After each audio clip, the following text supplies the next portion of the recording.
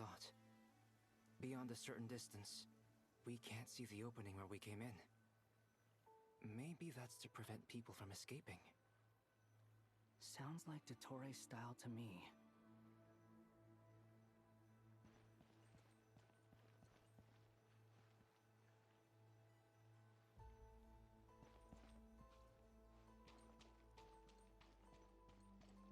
Not much has changed.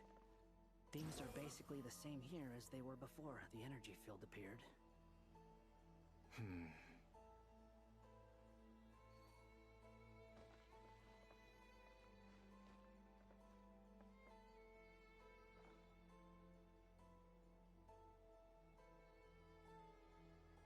They have no heartbeats and they're not breathing. We can only assume they're dead. But there are no visible wounds. Also, there's an animal squatting next to each body. It's watching us. That's not an animal's gaze. What are you trying to tell us? Doesn't seem eager to talk. I guess maybe it's just an animal after all. Let's keep looking around.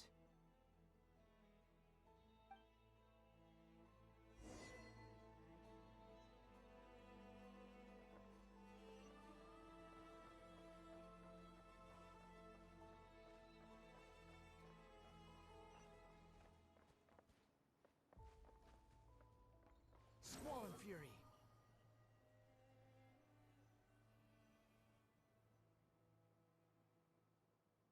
Same situation everywhere. Not a living soul in sight. Just countless bodies with animals standing watch over them. Well, I think we can safely rule out the possibility that they're all pets. Is skirting around the topic your way of showing consideration for other people's feelings? Just being cautious. I don't doubt that you can handle the truth.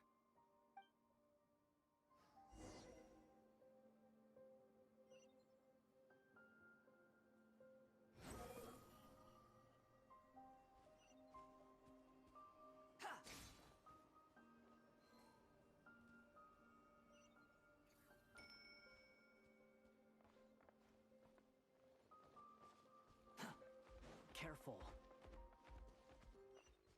Please, help us.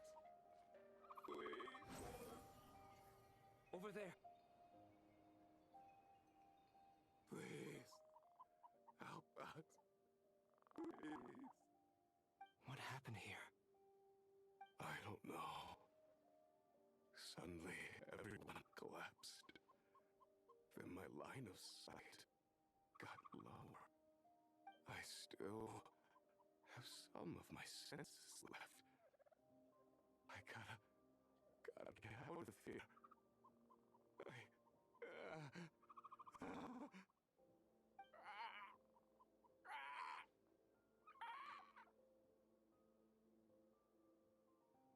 It looks like there's a huge experiment going on inside this energy field. Maybe each energy field is its own giant experiment. Vile. He's swapping human minds with those of animals. Even without the other circumstances, this would be an extremely radical experiment. Those people may have lost their sense of selves, but they are not fully animals either. If they were, they would have left. But instead, their instincts are driving them to remain by their dead bodies. We should go. No sense in sticking around here longer than we need to. Agreed.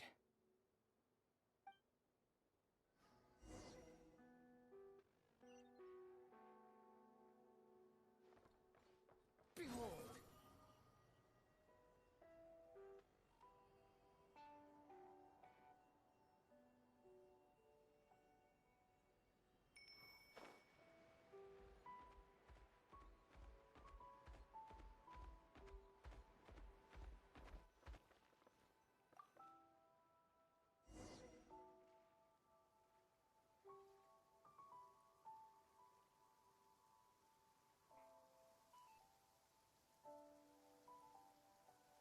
You're back! Everything okay? We saw some things that take a strong stomach. Otherwise, We're fine. We should share our findings with the others.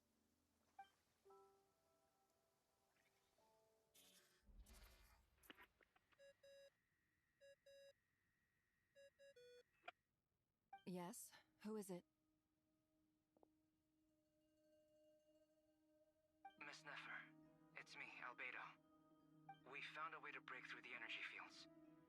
With enough control, it's possible to tear them open using elemental energy.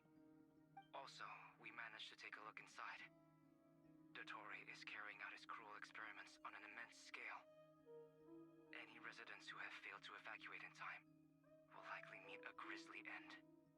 Sounds like he's living down to our expectations. Might I ask how things are proceeding on your end? I'm just about to get started. I'll be in touch once I have a result. Understood. Stay safe. I will.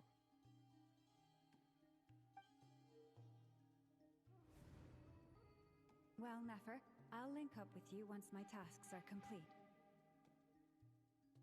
What makes you think I'd need you to do that? I'll need it. And considering the way you approach certain matters, I think you'll be better off with me present.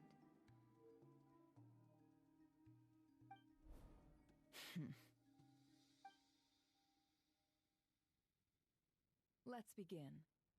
Entering simulation mode. A vast wasteland. Is this the Traveler's inner world? I was expecting something more vibrant, to be honest. Wait, someone's there. What are you looking at? In that case, I'll look at it with you. I want to know all about everything you've seen and experienced. Is there somewhere I should return to? Or should I stay here and be the hero everyone says I am? I don't dislike my current life. Roaming the land, fighting battles, accomplishing missions, earning a living, looking after Paimon. It's not so bad. I guess the only thing that's missing is that you're not here with me. This is the conscious layer, which contains a person's true feelings. It is filled with both longing and kindness. I suppose anyone who lives long enough ends up wishing for someone who can't be there. Maybe it's the only way we can feel truly alive. Time to delve a little deeper.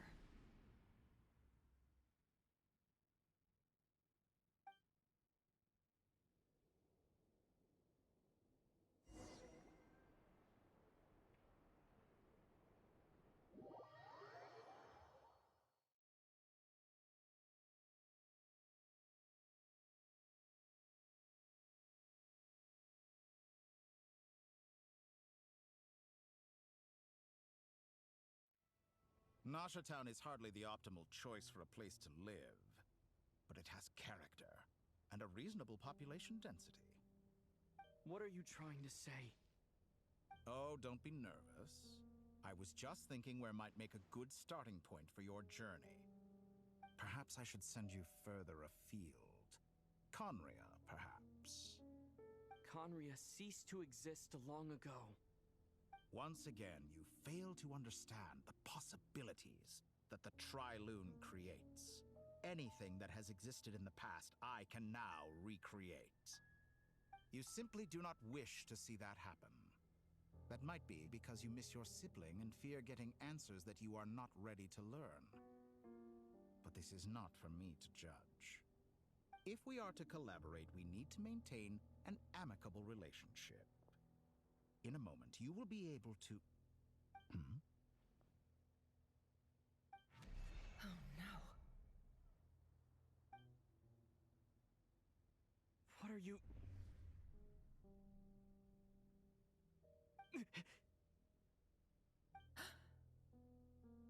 What are you gonna do? Don't move. Something unwanted has crept into... Oh? Gone as quickly as it came.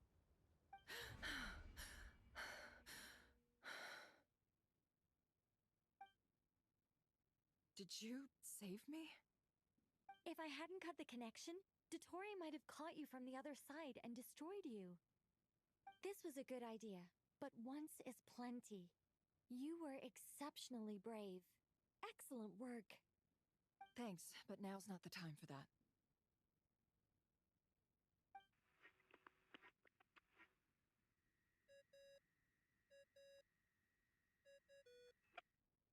Albedo speaking. I think I know where he is. What is this endless darkness? I can't see anything, even though my eyes are wide open. But why? What happened?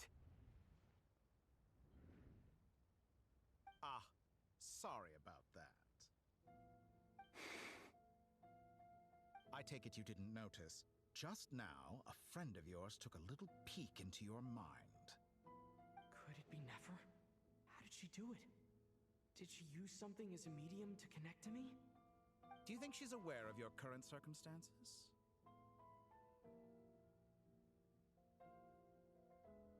Oh dear. Have I stunned you into silence? I only wanted to slow down your time a little so I could stop your intruder in her tracks.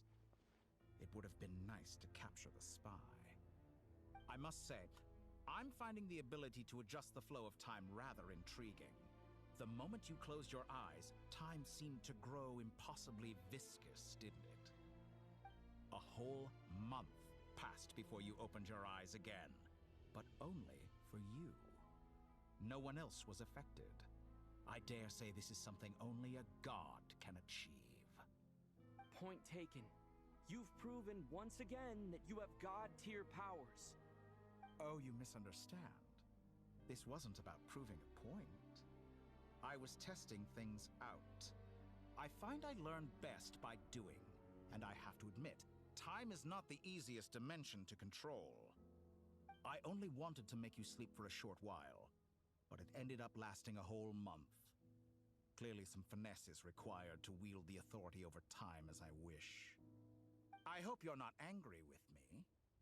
It was only a month's discrepancy, nothing too serious.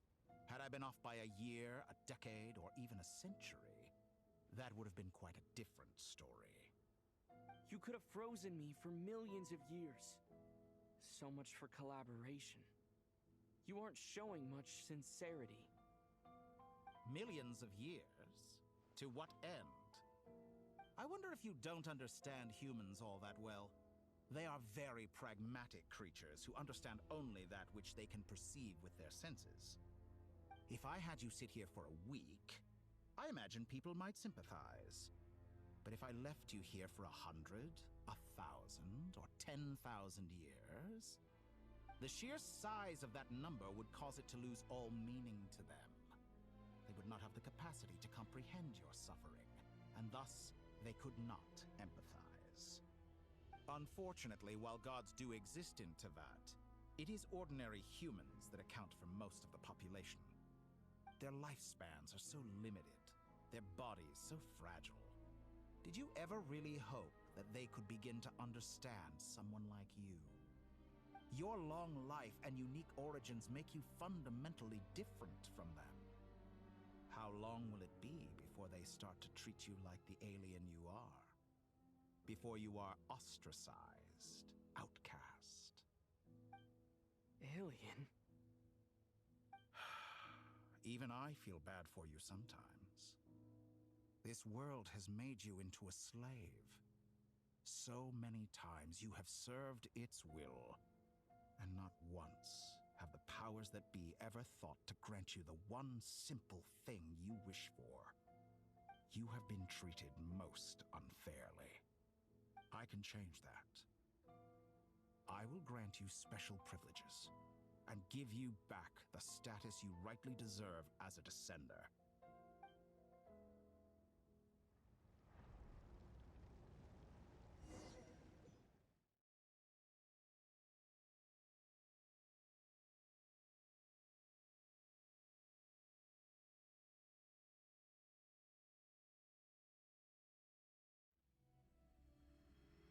I've entered the past 3 times at this point, but I still have so many questions.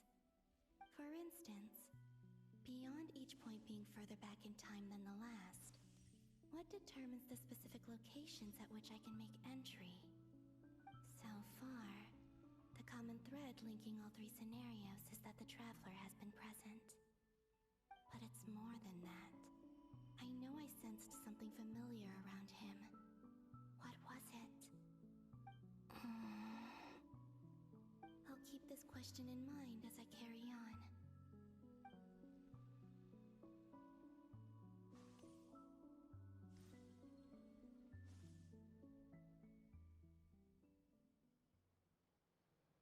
Humans, you never change. Always trying to use powers you neither comprehend nor control. This looks like Star Sand Shoal. Was this before Rerir regained his physical form?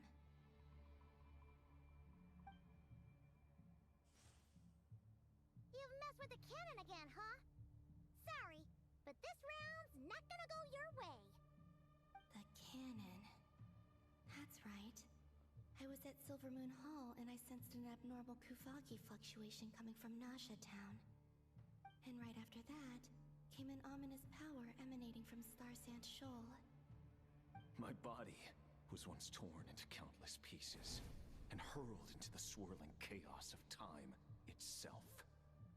But even so, my life and will were not extinguished.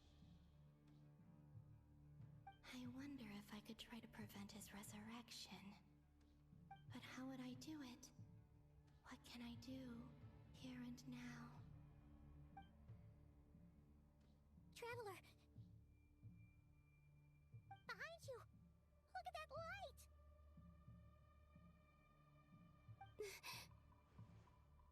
No, I won't make it in time. He's using the Kuvaki shield, like I taught him. Is he going to use it to block the cannon's beam? He's strong. I'm sure he can manage. But the force released when the beam impacts the shield might lead to collateral damage. Easy Island. The Frost Moon Scions will be exposed to lethal levels of Kuvaki. A question, if I may. Kind Miss Columbina. When the cannon's Kuvaki beam was deflected earlier, I saw several bolts of energy streak toward Hisi Island, only to be blocked. Did you also have a hand in that? Maybe that really was me after all. Well, future me. But I don't know if I have enough power left. Sigi sato pasa sais, niti ipotuftos. There's no time. Osestikos palatini tirantur risuiku, topir to aithion veraton. I have to make it. Oh, Frost Moon. Oh, great land. Oh, slumbering moonlight of Nodcry. If you can hear me, if you can sense my call, then please, heed me once more!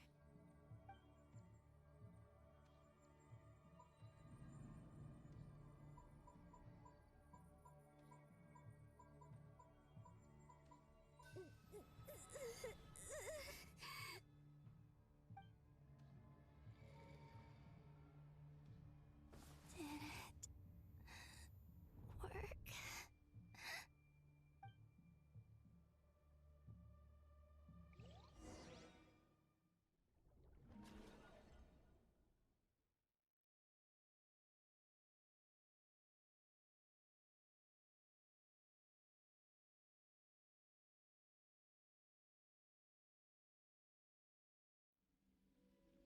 Hey, wake up! Hey, did you hear me? Columbina, I said wake up now! Oh, good morning, Sandrone. It's 3 in the afternoon, actually. In And could you kindly not use my quarters as your personal nap room next time? But I feel so safe here. And your coffee, right? It's so bitter, but it smells lovely. It's like you were raised by wolves in a forest or something. What did you drink growing up? Grass tea? The Frost Moon Scions certainly led a more frugal existence than the Fatui. Then I'll bet you've never eaten one of these before. It smells delicious. That's because it's a Fontanian recipe. I had a little free time today, so I made a batch. Rosaline will be here shortly, but if you really can't wait, I guess you can go ahead and... Hey, at least let me finish before you start eating! Did the Frostmoon Scions not teach you basic table manners? Or did the rules not apply to you because you're the high and mighty moon goddess? These are so tasty. Of course they are. I made them. I was worried they might contain traces of machine oil. What?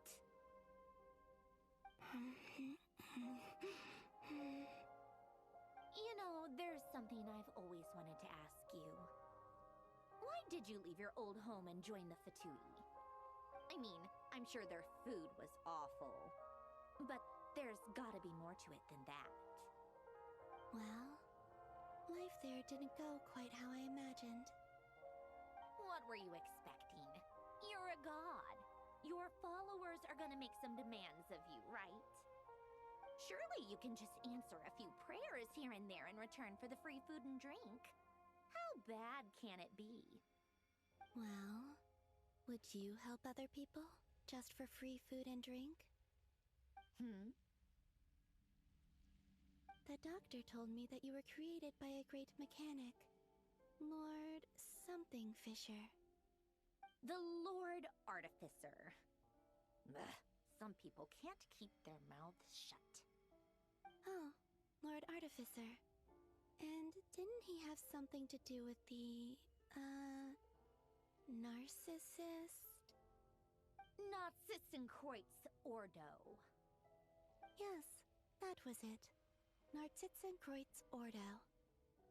So, would you try to fulfill their wishes? You must be joking. I wouldn't go even if they paid me. I don't even know them. Exactly. Well, I felt the same way. I did not know the people who made demands of me. What do you know?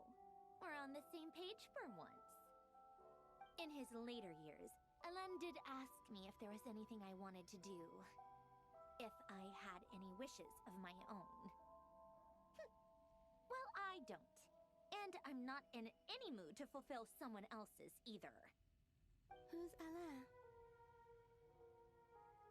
He was the... You know what? Never mind. You're not gonna remember. Anyway, the point I'm trying to make is, neither of us is the self-sacrificing type. Let me ask you this. What sort of place would you like to live in, if you could choose? A place where people don't ask me for things I cannot give them. Where they don't worship me, or fear me, but just want to chat with me like a normal person. I'd also like the freedom to come and go as I please. And ideally, it would be somewhere with the smell of coffee and snacks. Not to burst your bubble, but no such place exists in the world. Now, take your snacks and scram.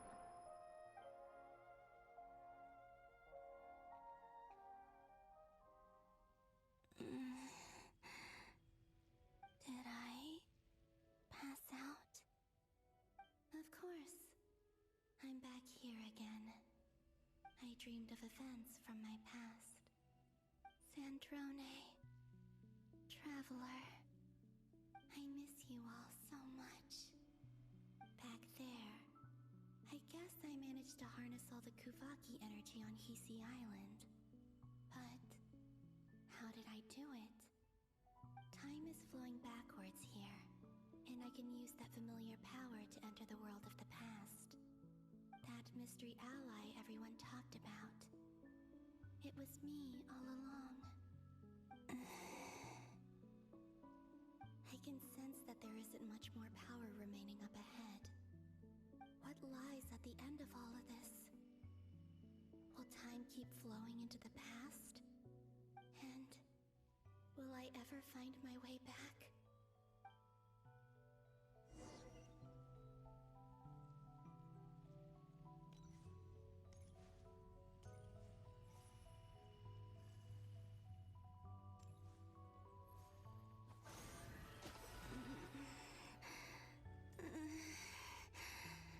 It's getting harder and harder to use my power.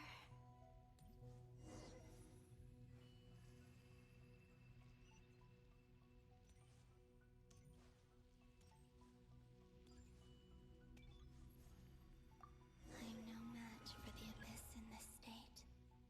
I need to avoid the contaminated fragments.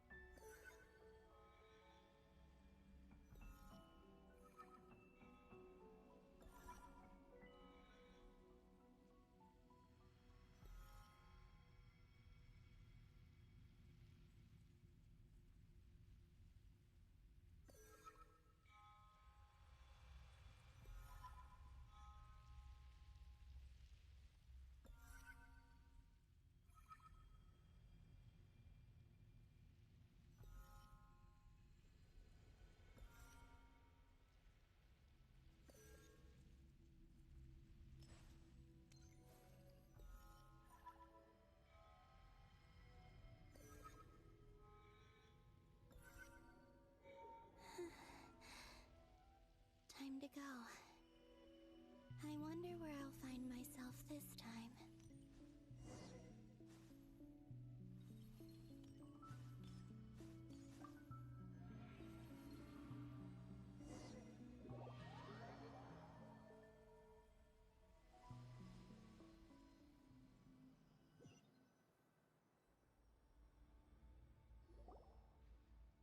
The Final Night Cemetery. This is where Flint's is based. Or not? How are we supposed to read through this many files? Difficult, yes, but it is also our most efficient option. Seems like they're searching for information. Oh, I remember. Flint's and Varka talked about some files on the Wild Hunt.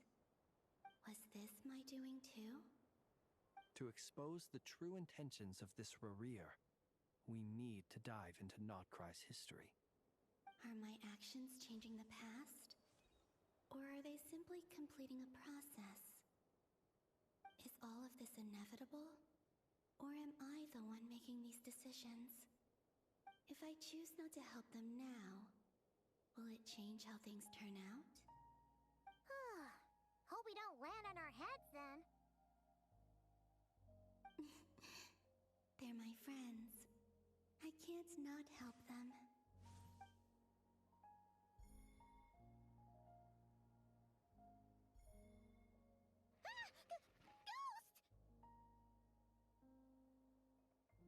Ghost! And the other one was...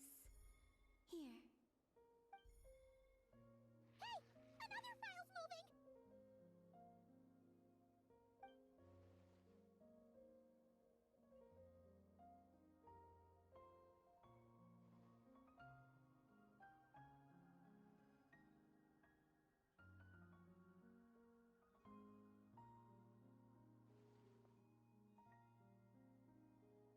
That should do it.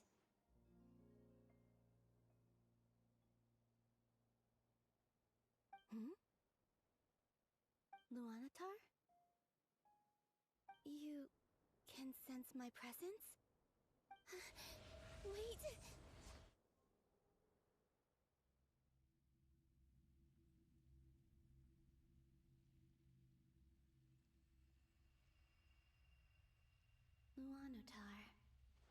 she's that familiar presence I've been sensing all along.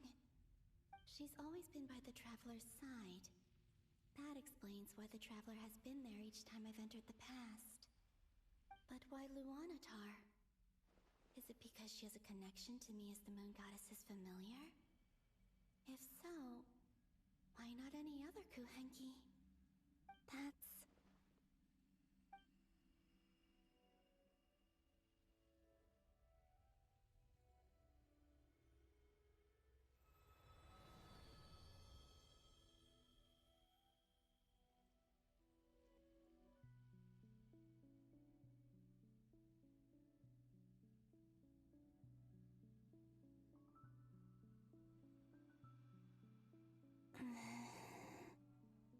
I cannot sense any power up ahead.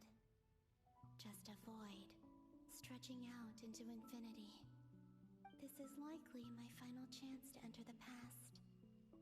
It's now or never. I have to find a way back.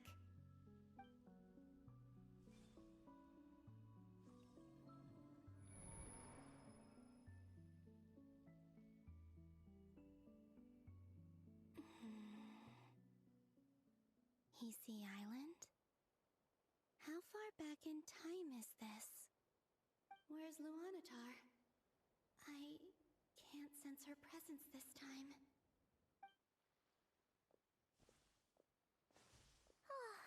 Seeing Enefa and Aino reunited like that sure was heartwarming. Traveler, Paimon. No, stay calm. I don't have much power left to change things. I don't even have that much time left here. Think, Columbina. How do I find a way back? A way back... to where? Do I go back to Moon Prayer Night? Or to the future that followed? And if I return in my current state, what will become of me then?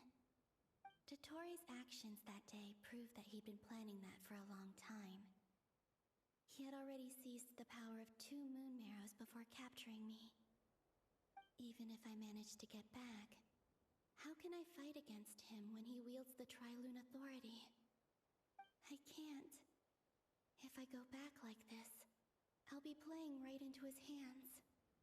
I have to find some way of rivaling the power he has usurped. Wait.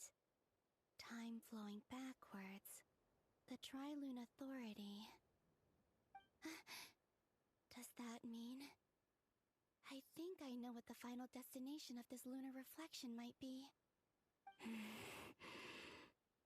I know what I must do.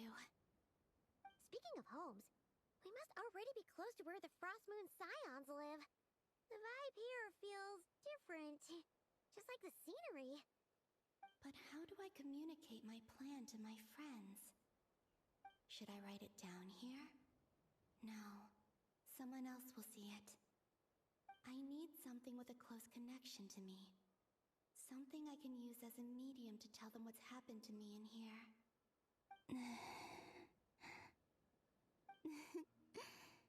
Now it makes sense.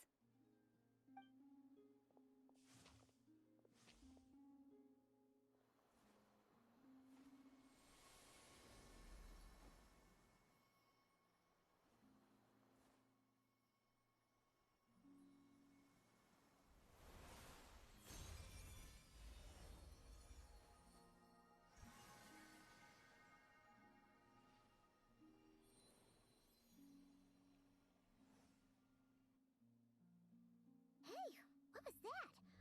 Felt like some sort of breeze blew by, and then the petals suddenly turned into... Huh? It was I who brought Luanatar into being. I gave up a piece of my own soul to create her. That's why I could sense a familiar power from the moment I entered this space. It also explains why she's been present in every past location that I've entered. Because we have a deep connection. Hey there! What's your name? And the reason why there are no more gates decades to the past after this point is that Luanatar hadn't been born then. No wonder I sensed the trace of a blessing when we first met. But I still didn't recognize the soul hidden within you. Back then, I was just a little lost dove. I had yet to become Columbina Hyposelenia. Go on. Go on now.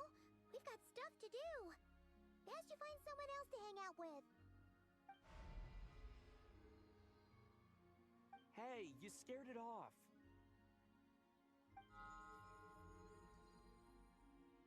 I'll be counting on you. Remember to stay by the traveler's side, guide him, and help him in my stead. Oh, and bring him to the garden where the moon prayer blossoms grow. There's a little lost dove there who will need his help.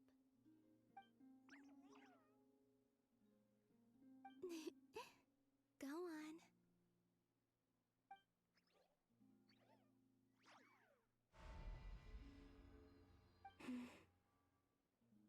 You too. Go and live your story. As for mine must go in a different direction.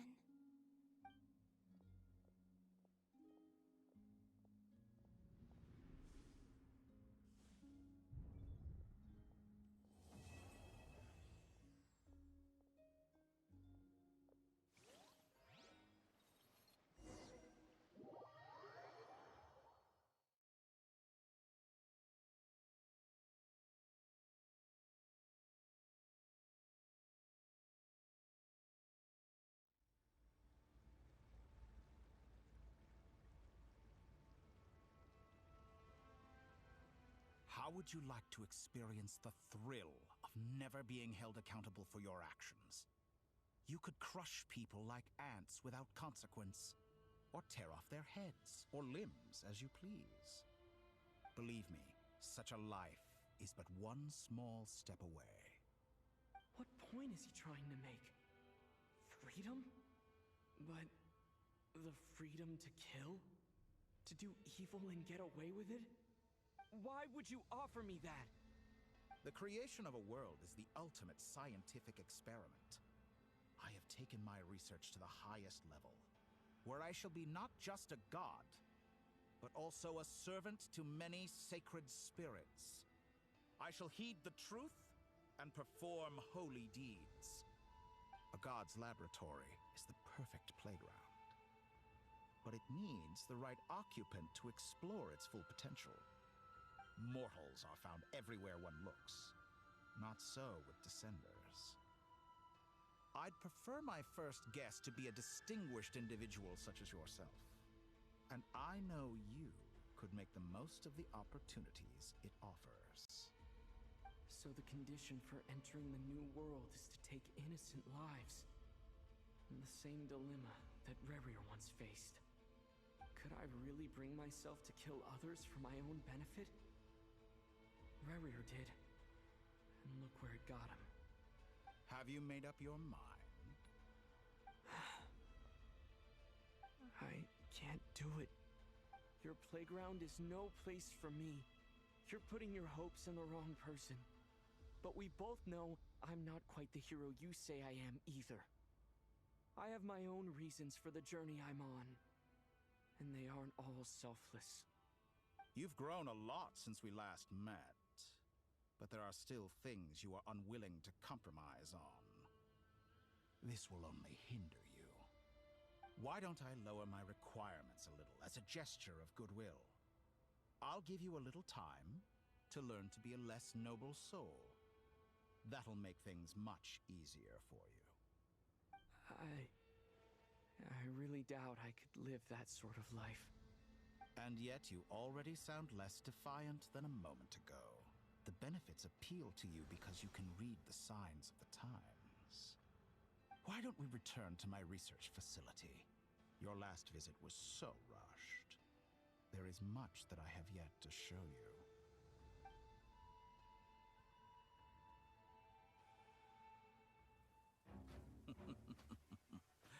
Not Now to that question, Heroes don't attack from behind. Guess I'm no hero. This is most disappointing.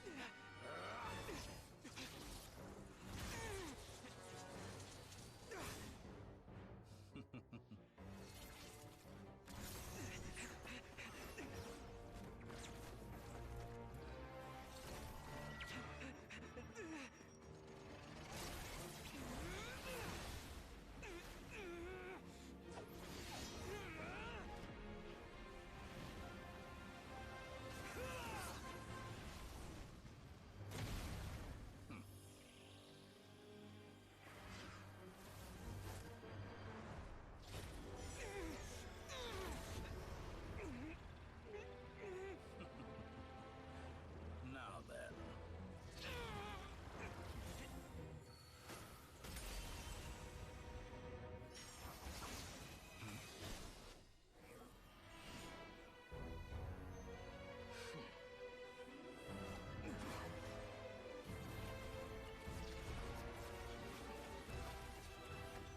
A new face.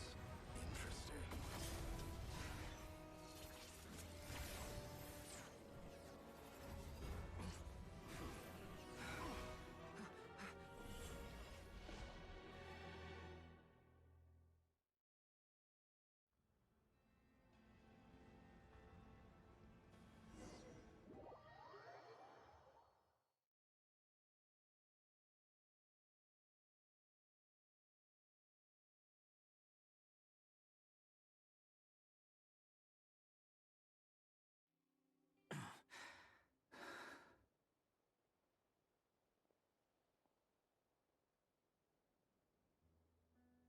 You're still gonna call me Hat Guy after that, huh?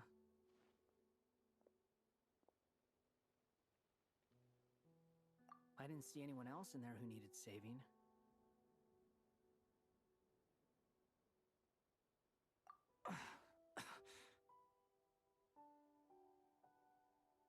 It's nothing. I'll be fine. Why are you looking at me like that? Is it that shocking that I'd come to your rescue?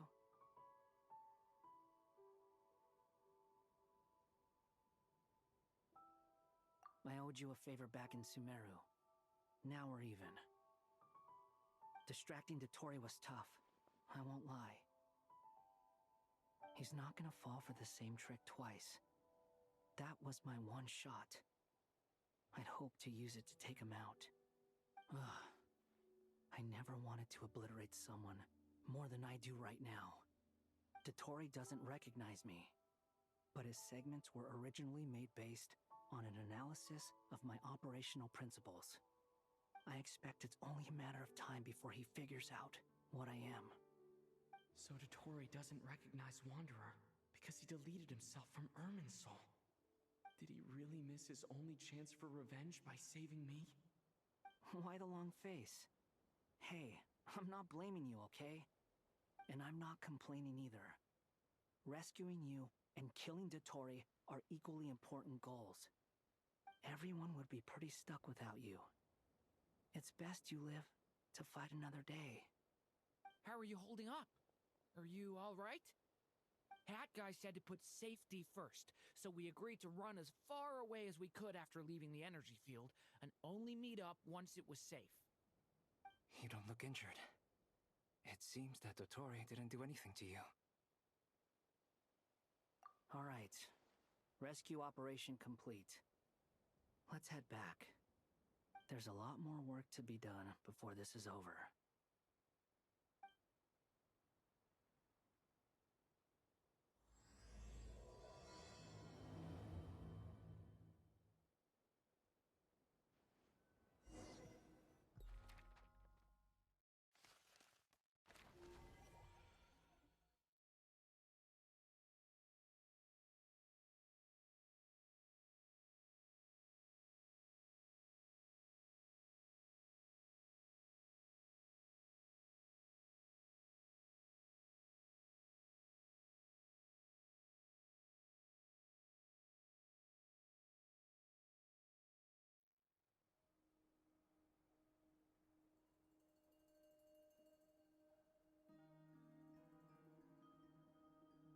Understood.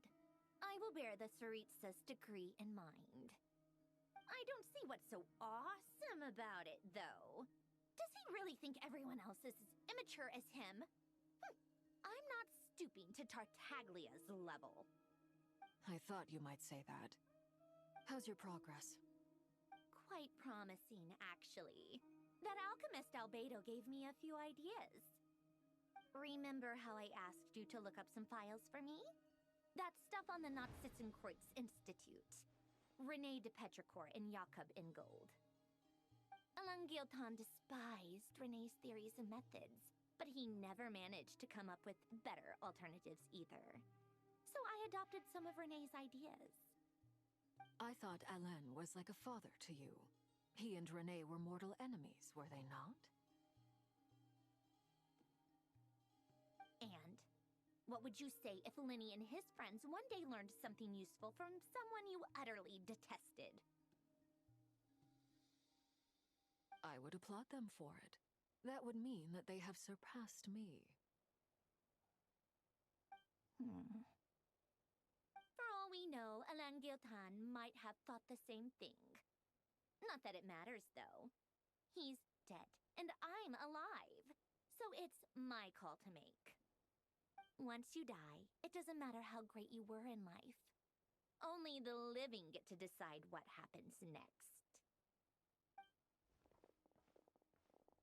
Hey, come on out. They're back.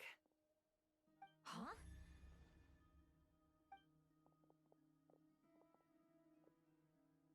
You're back? And your head's still screwed on? And you still have all your limbs? What does it look like? Way to keep your composure, madam. Excuse you. I am perfectly composed. Glad you're okay. Yes, it's a huge relief. Worry? Oh, yeah, right. You think we, the Fatui, were worried about you? We were worried sick. Hey! The Traveler and I were already friends. You are free to join this mission in whatever capacity you please. Much like your tea parties. It's a laugh a minute with you guys. I must say, I was quite surprised when Mr. Albedo told me he would need no additional aid. We discussed this on our way back as well. I am rarely so unequivocal, but in this case, we had full confidence in Hat Guy. He said he knew what he was doing. Albedo and I pretty much had to just wait outside on standby. Meanwhile, Hat Guy broke into the energy field and rescued the Traveler solo. You didn't have to mention that. Well, I'm thoroughly impressed. You are a force to be reckoned with, Hat Guy. Is he back? Is he really back? Traveler! It's really you!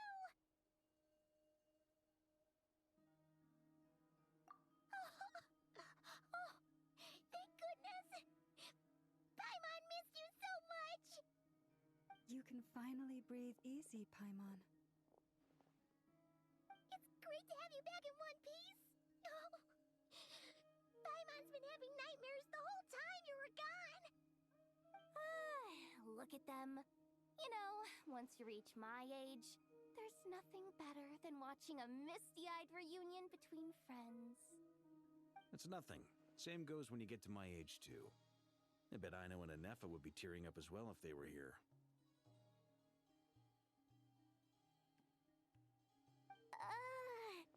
Varka, I'm not sure Anefa can cry.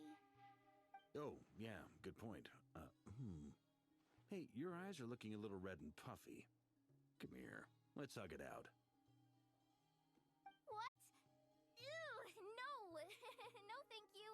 You're not my dad, okay? Knock it off! Everyone, I'm sorry for all the trouble I caused you. But the silver lining is, I didn't come away from this ordeal empty-handed. While I was being held captive, I learned a lot about Dottoro's current capabilities, and what he plans to do with them. Allow me to explain.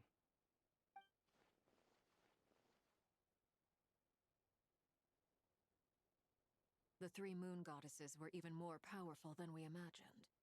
No wonder Dottore believes himself to be equal to the gods. Maybe even superior. Utter blasphemy. While everyone was gone, Nefer and I made an interesting discovery. And I believe Miss Sandrone has something to share too. Ma'am, perhaps you could do the honors?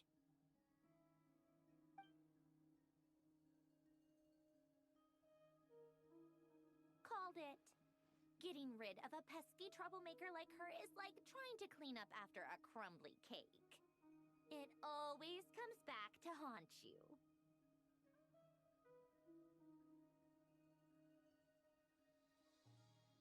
Our next step is to find a way to bring her back.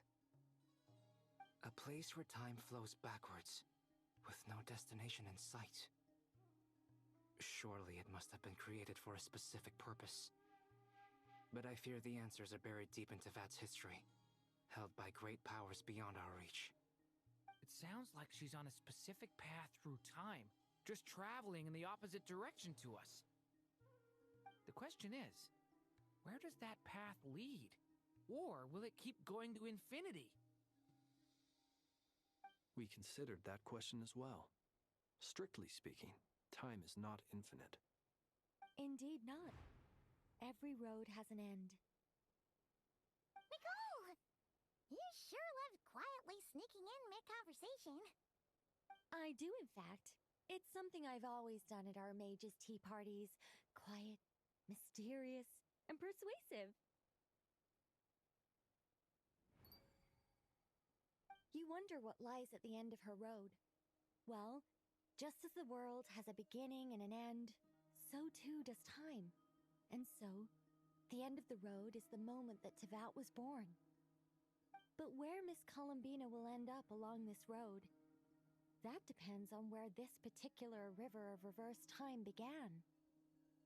What about the original moons and the moon goddesses? Do they have a beginning too? All things do. In the beginning, no moons adorned the sky. It was the Dragon King Nibelung who raised the 3 moons into the heavens, and thus were the moon goddesses born. They were shadows of the planet, born to wield Nibelung's authority and oversee the world on his behalf. They were extensions of his will, manifestations of his majesty. But then one day, they disappeared just as suddenly as they had once been brought into being. Nobody knew where they had gone.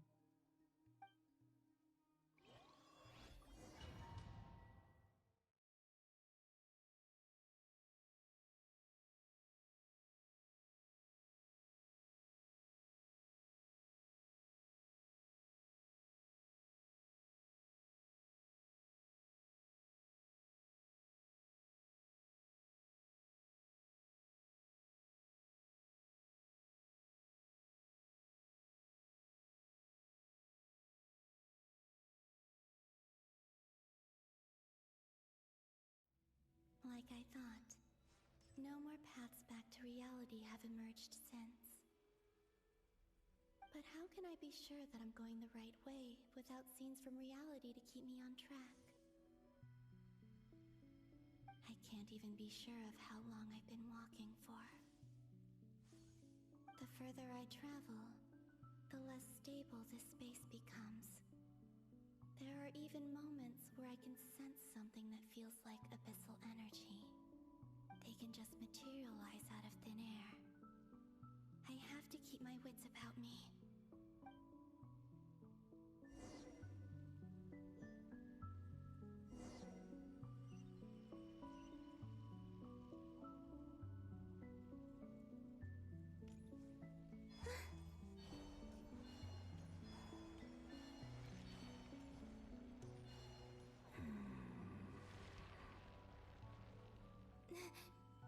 Is that the ray here of Solnari?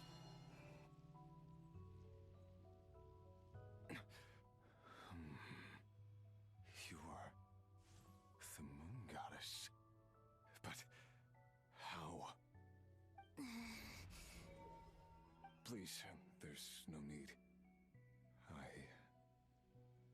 I'm not interested in fighting anymore. I find that a little difficult to believe. Yeah.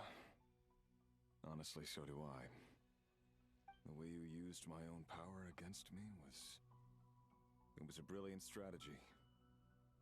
And then, in the final moment before I was thrown into this space, I got to see an old friend. Mr. Dainsleif. Right.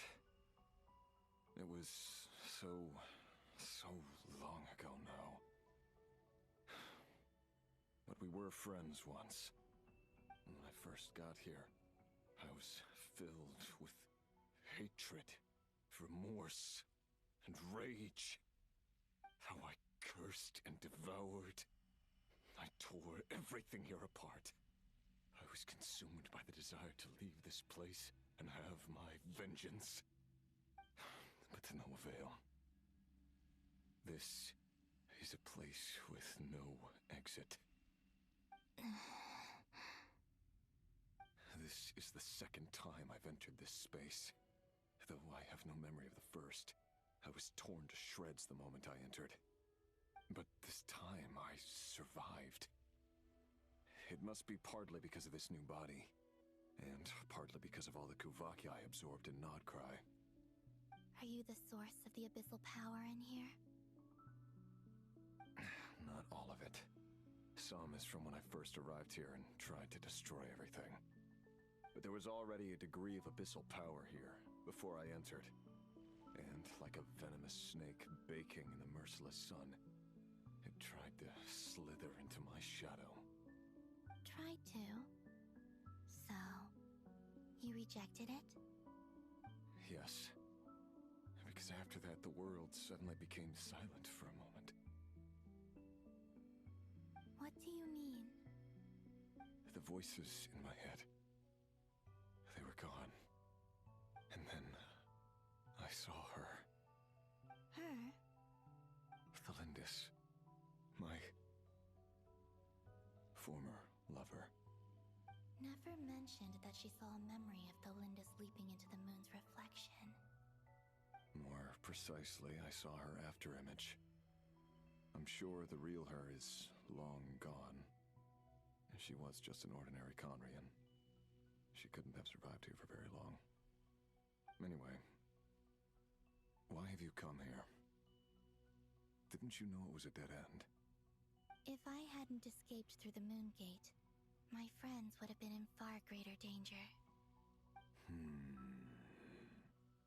Oh, I see. Because of your power. The power of a moon goddess. What? You'd like to know how I know, wouldn't you? The one who resurrected me said so. I could hear deep lust for power in his voice. Do you mean... Dottore? Dottore. So that's what he's called. He'd been collecting fragments of my body for a long time. Also that he could resurrect me at the moment of his choosing. I had no interest in his research. But being as corroded by the abyss as I was, we were aligned as far as hunting the moons and recovering my strength were concerned. So that's why the Wild Hunt suddenly became so active in Nodcry. When I left the Fatui in my weakened state, Dottore must have felt that his time had come. Moon Goddess, could I ask a favor of you? What? I know this is a lot to ask, especially from someone who tried to kill you. If you refuse, I won't fight it. But this is the only thing I desire now. Nothing else matters. What do you want? I'd like you to take a message to Thalindis for me. Thalindis? But... Yes, she's dead. But like I said, I saw her afterimage. I can sense that some part of her soul remains here. Far, far ahead. Why don't you go and speak to her yourself? I can't. I don't know why, but I can't move freely in this space as you can. All I can see is a glimpse of her walking away. Just like the moment when I last saw her in life. In return, I will clear these abyssal obstacles for you. No, not in return. I'll clear them for you, whether you want to help me or not. It feels like something I ought to do. Why? Yeah. Why, indeed. I've been asking myself that question a lot recently. Why did I do the things I did? I'm tired of it all. Tired of the person I became. People used me. And then I turned around and started using others. I hurt a lot of people. I think I grew tired of it long ago. But I wouldn't admit it to myself. And ultimately, that's how I ended up here. What do you wish to tell her? All of it. My past. My mistakes. Everything that happened after we were separated. Is it okay if I give her the abridged version? Yeah, I'm sure there's plenty you can skip over. Just tell her the important parts. Whatever you think that means. Like the part where you relentlessly tried to kill us? It's up to you. Love demands honesty. But my relationship with Thalindis was built on lies. We hid too much from each other. But after living my whole life in the shadows, I don't want to hide anything anymore. I will do my best.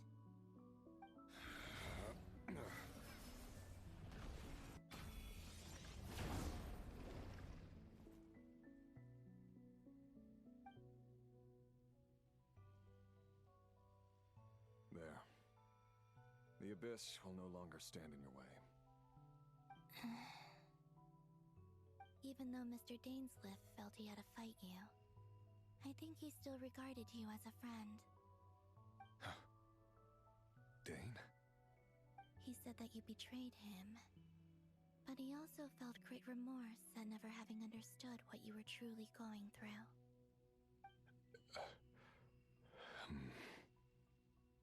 Why tell me this? Because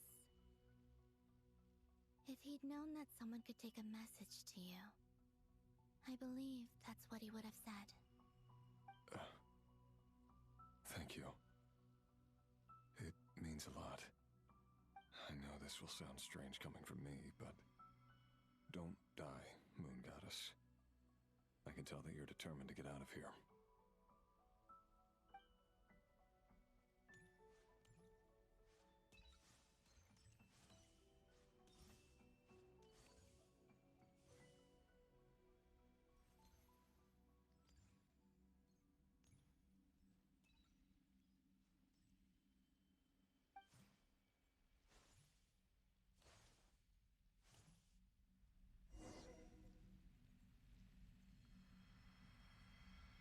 He kept his word. The abyss is no longer obstructing my path.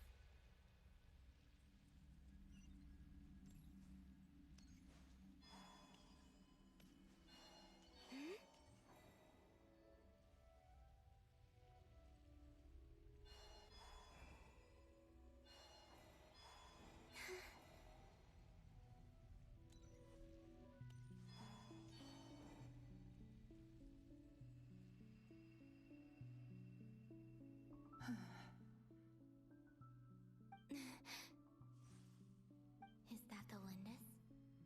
She wasn't far off at all. And yet, they can never meet. Hello, Miss Thalindis.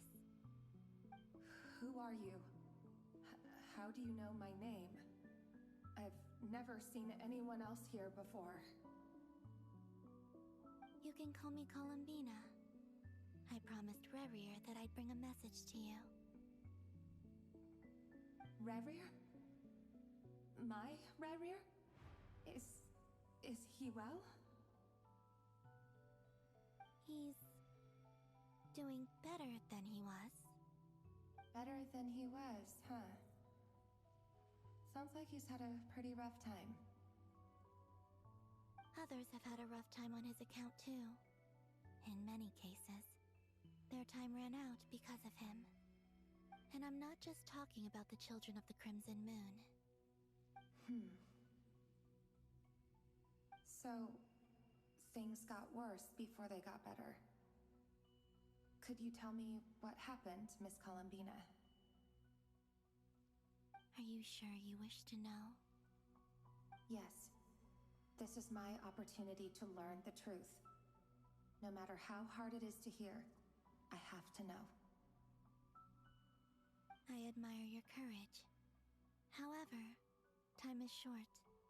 I cannot stay here for long.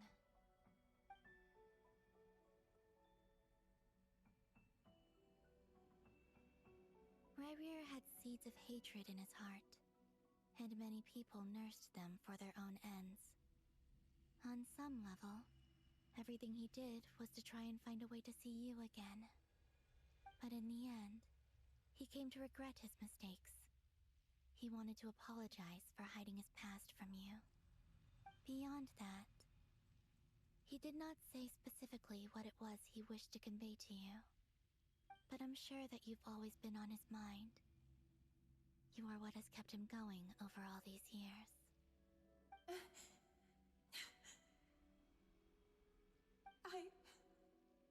I'm sorry, Miss Columbina. This is so upsetting. I'm not sure how to put my feelings into words. It's all right. I understand. Well, that's everything from me. So, I guess I'll be... Wait. One moment.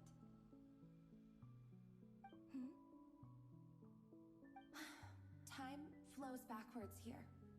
The road ahead only leads further and further into the past. I know. I intend to reach the end of that road. Without a moon marrow, without the three moons' power, you won't make it far. Wait, unless... Are you one of the moon goddesses? You could say that. I see. I often think to myself, if life is like a train ride, why haven't I reached the terminus? Where am I even going? And it's not just me. It's this whole place. Wherever it is, it seems like it's existed forever. It's such a mystery. Where is it going? I must seem so ridiculous. I can't answer these basic questions, and yet I jumped right in here without hesitating, only to be torn apart the moment I entered by powerful energy currents. Only my soul remains now. Thinking back, I was suddenly overcome with fear and terror in that moment. Perhaps I too became bewitched by the abyss. I may have been the leverage it needed to control Rerir. I used to be a researcher at the Universitas Magistrorum in Conria, researching the iridescent moon's marrow. Eventually, I came to the conclusion that time in here flows in reverse. Rerir was one of the Finster King's retainers. With me, he was in an impossible position.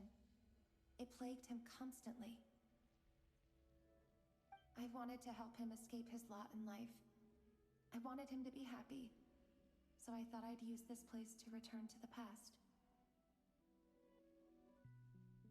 At the time, I thought I could just go back to the day that the Finster King first found the princess. It was only after meeting the princess that the Vinster King started going too far with his research into the Abyss. That was the day all of our woes began. I thought I could stop the king from ever meeting her and solve everything. I couldn't kill the Vinster King himself, so I had to find another way to save Rayrir. That's why I wanted to go back, to kill the person who had brought new possibilities to our realm. I'm sure it was a futile endeavor, but the Abyss probably enhances the basest human desires. So I naively hoped I could change everything. But I was simply too weak. Like a speck of dust against the whole universe. Look at me. I didn't even survive the journey here. Not physically, at least. I know I'm never getting out of here. But you're different. You can make it, and I want to help you. I owe you that much. How do you plan to help me? Have you noticed the golden energy that exists here? Based on my past research and my observations since coming here, I believe they carry you forward faster. I can share what I've learned, and help you understand the pattern in which this energy appears.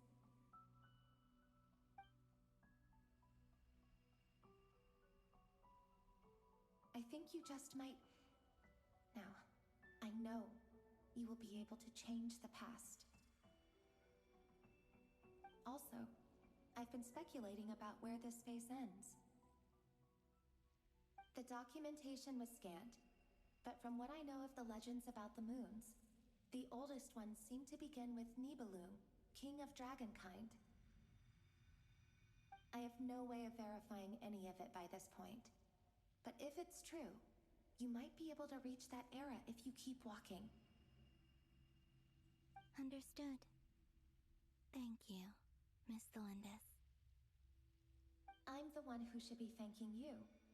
If you hadn't entered this realm of everlasting death, what use would my deductions be? Thanks to you, they have some meaning. About Rayrir, I'm so sorry. For everything. It wasn't your fault. That's not true. Because we both feared bringing trouble upon each other, neither of us ever told the truth. And that dishonesty sealed our fates. But enough about that. I wish you a safe journey, Miss Columbina.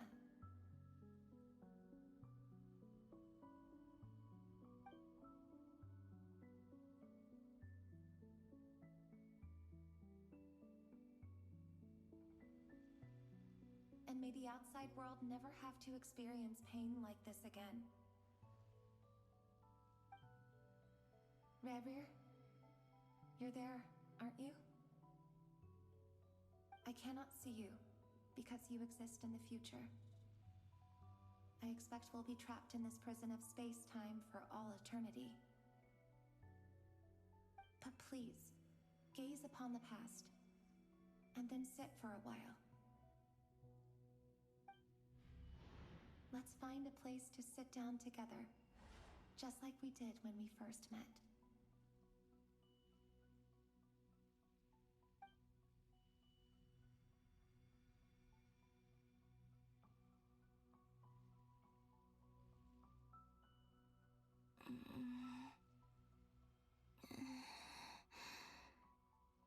How long have I been walking?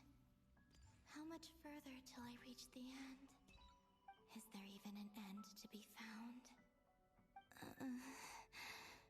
Everything's getting blurry.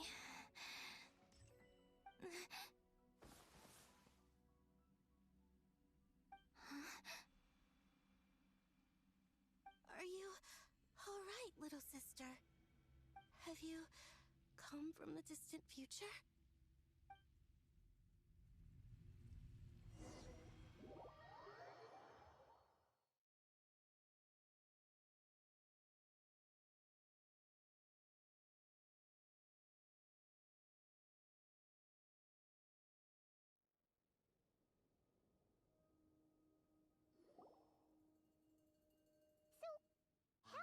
exactly did the moons just disappear? Shouldn't it be a little harder to get rid of major creations like moons? The world is a vast and ancient place. On a certain scale, all life lasts for but a fleeting moment. Miss Nicole explained that the moon goddesses likely perished in the War of Funerary Flame. The moons themselves were also destroyed at that time, save for the Frost Moon, from which a new moon goddess was later born.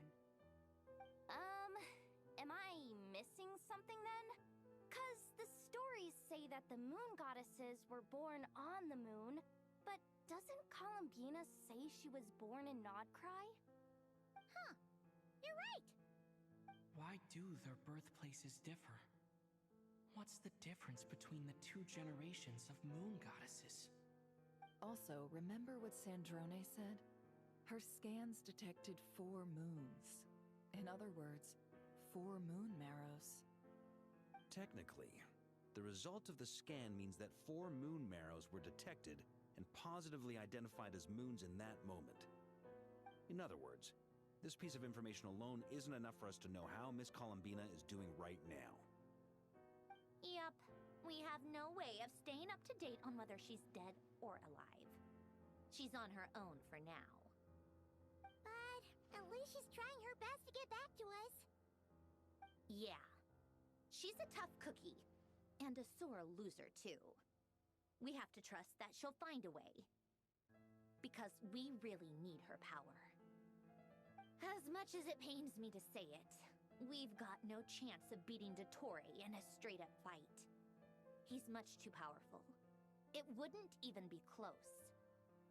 That maniac is going to devour everything in his path until he reaches us. We need to find someone or something that can stop him before he does anything worse. I'll be frank. Our only hope of defeating this false god is with a real moon goddess on our side. I'm not just saying this because Columbina's a friend and I want her back safe and sound. It's just the truth. And I know that even she was no match for him when he attacked, but I don't have a better solution. We're not giving up on saving her, whether she can defeat Dottore or not. Right. Don't worry, Miss Sandrone. We're all aligned on saving Columbina. No one's trying to argue that we can only justify saving our friend because it will help save the world. This is about multitasking. We want to save both. So, she's more than just a moon goddess to you guys? Absolutely. Duh! She's part of the gang! And you are too, you know. Yes, I know. You don't need to labor the point. I knew that the moment I came running over with my documents that I was part of the in-group. I mean, if Arlecchino can fit in, I certainly can. Anyway, as for how we get Columbina back, I've been working on it constantly. But I think I'm still lacking certain information about the moon. I'd probably get there if I could continue my calculations, but the problem is, I've run out of computing power. Computing power? You mean, you need more energy? No, the issue isn't energy, it's processing power.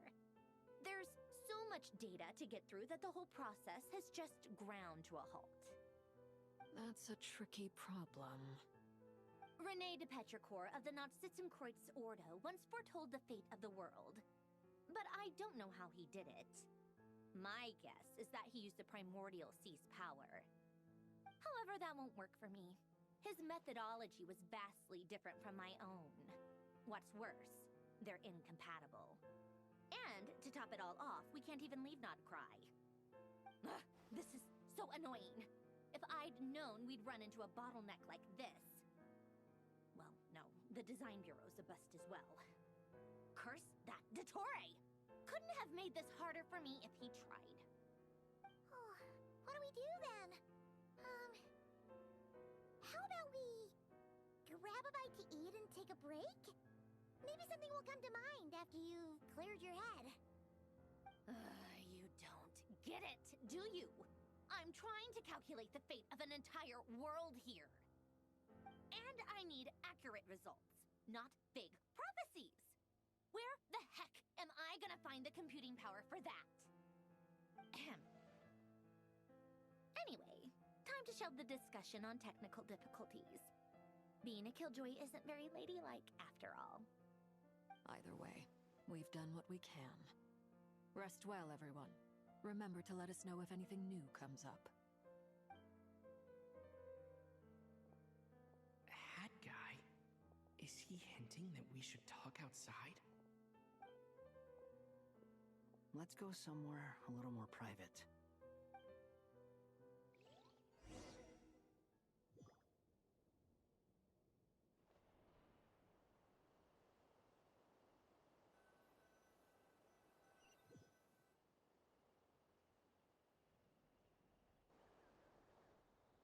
You know that Dory went back to Sumeru, right?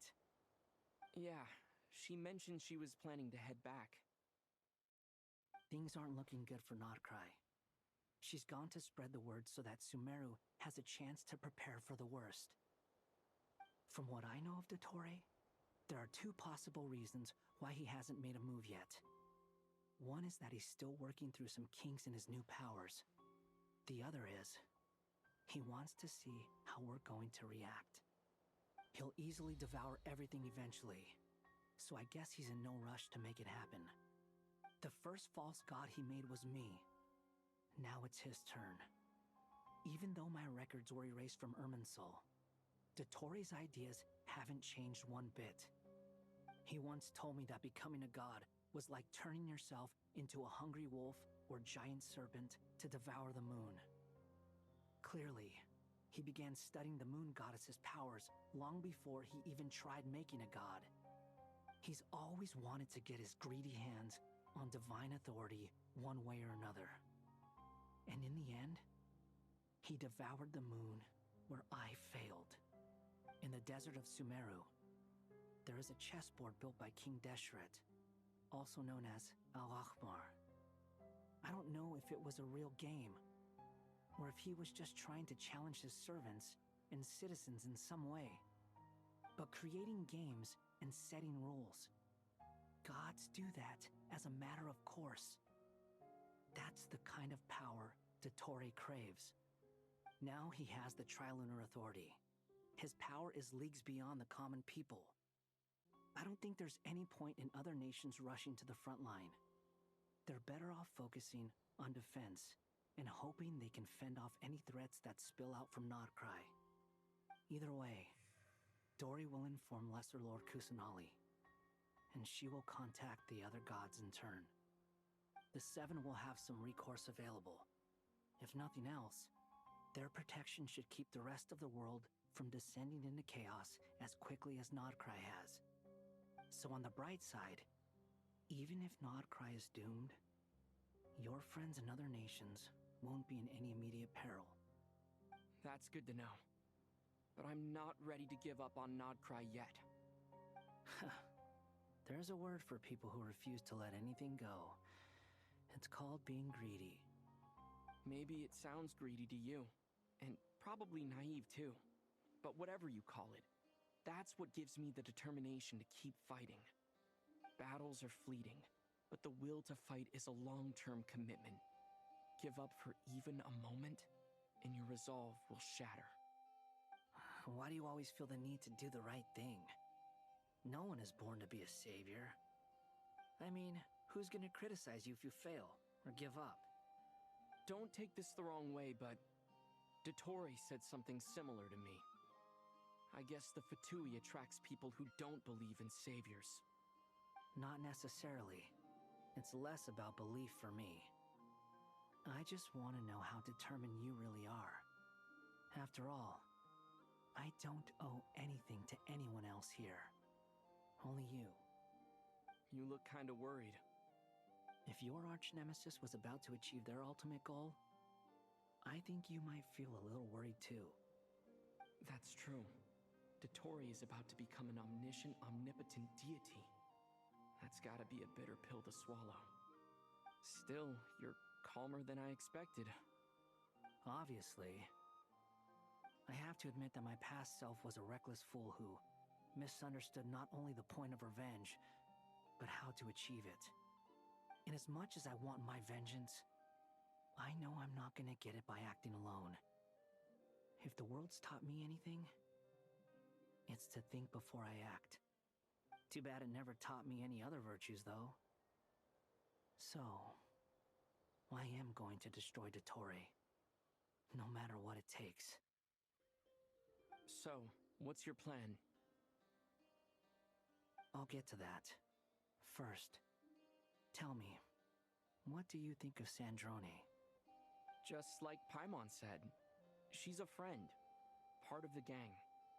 How much do you trust her? This is a serious question. Think carefully before you answer.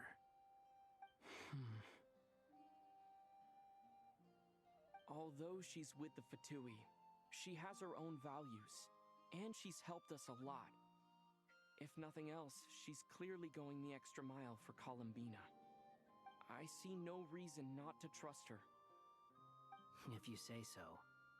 In that case, the three of us need to talk. I have some thoughts about her computing problem.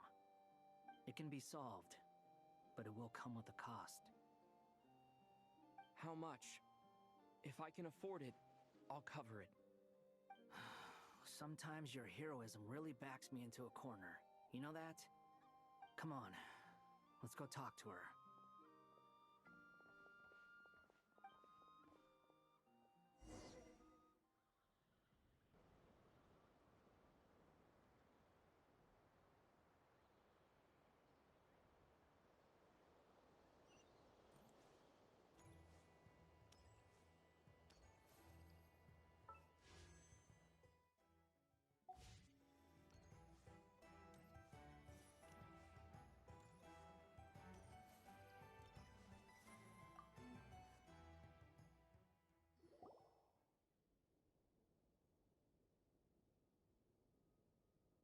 Miss Androne, Traveler. Hey there. Paimon's here too! She was just helping them sort through their things. How did your chat go? That was fast. The call only just ended. Well, you said it was urgent, so we got here as quickly as we could. Albedo, I have some alchemy questions for you. I see. Looks like my knowledge proved useful after all.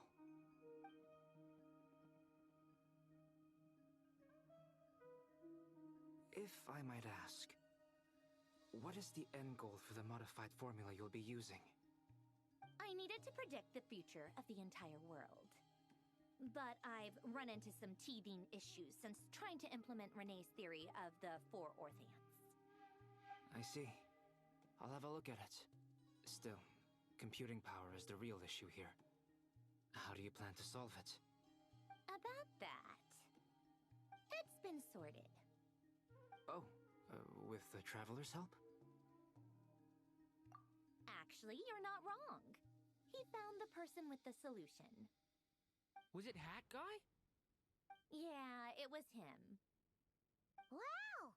Go Hat Guy! Seems like all that time studying at the academia is paying off big time. But where is he? Wasn't he the one who asked Albedo and I to come here? Come with me.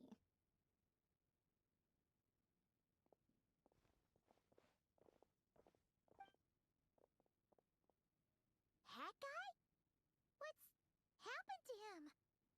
Hat Guy! Can you hear us? No response. I guess he's in hibernation. Hat Guy mentioned that he was a puppet. It seems that his functions are currently shut down. I presume this has something to do with the solution to your computing problem.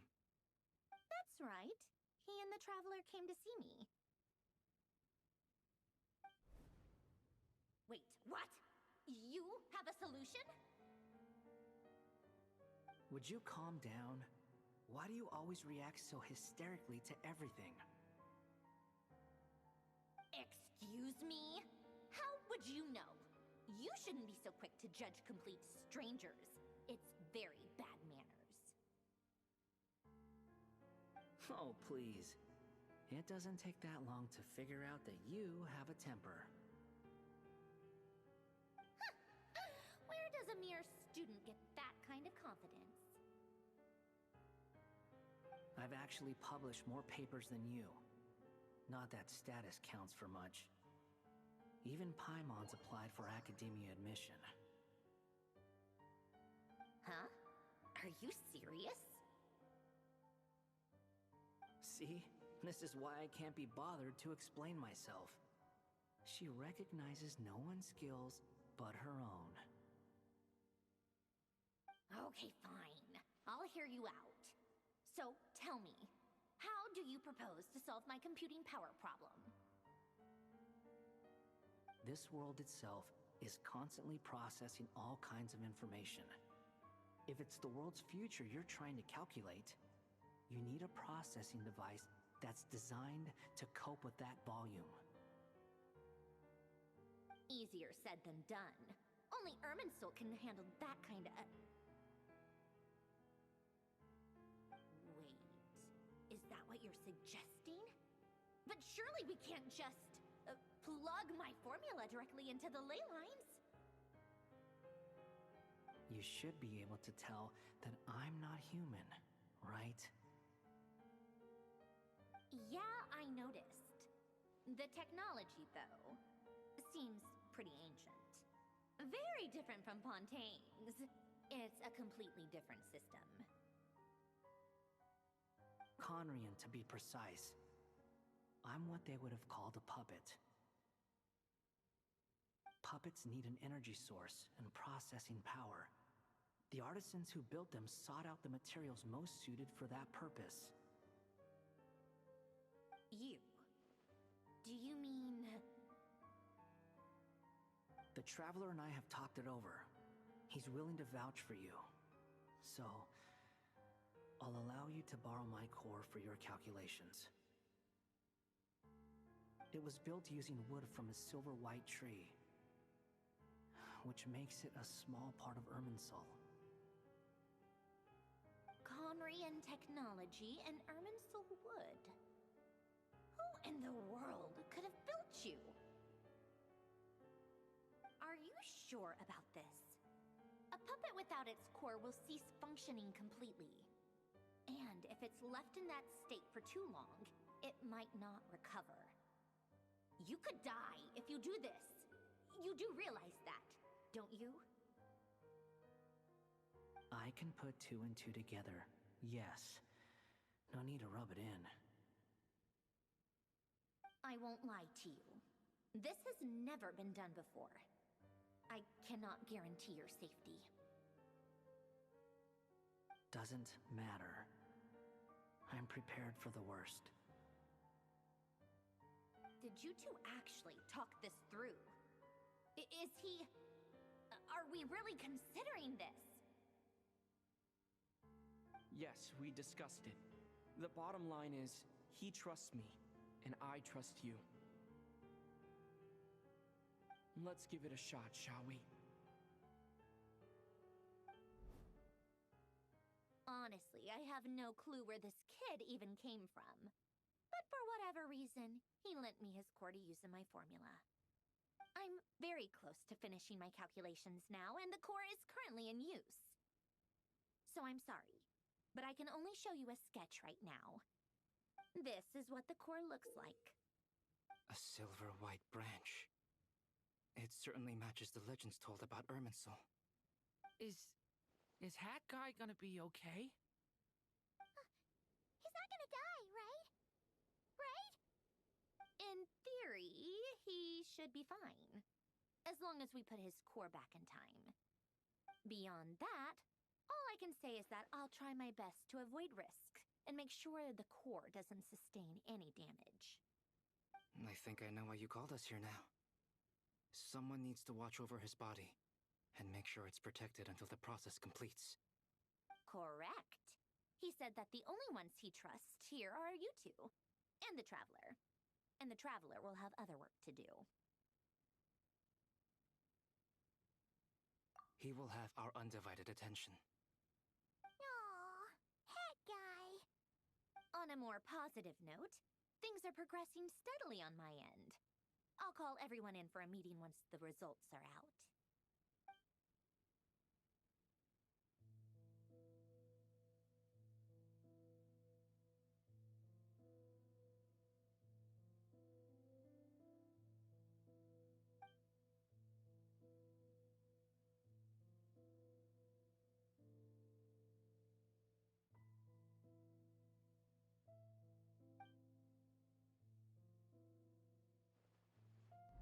The worst case scenario with the core removal is either a system reset or a total loss of function.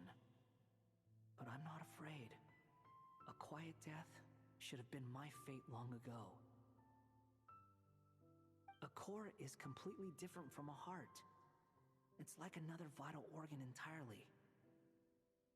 I never believed it could be a true replacement for what I sought. But in the end, it turns out the core was more useful to me. Pretty funny when you think about it. It's like the punchline of my entire life. Do you think there's any difference between a puppet and a human? If not, then this would just be another samsara. I have already experienced both a past life and a next life. Part of me wonders whether I'm only capable of making this decision because I've become a real human. What's with that expression? Isn't this a good thing? Sanjoni will succeed, won't she? She has to. She will. We all have to persevere until this is over. That's right. And I'll protect you all until a moment of victory arrives.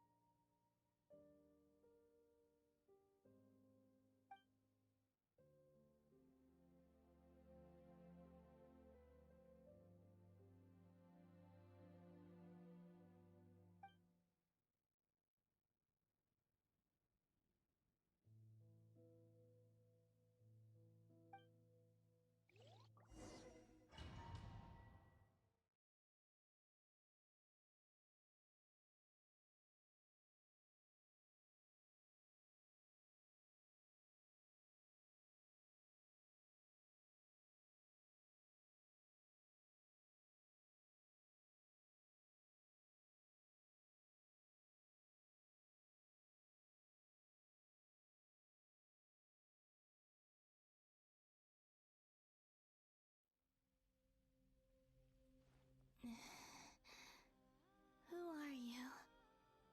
Call me Sonnet. You have the same power as Canon. Sonnet. So, you're the goddess of the iridescent moon? Oh, goodness. You recognize me? Well then, what's your name? Columbina.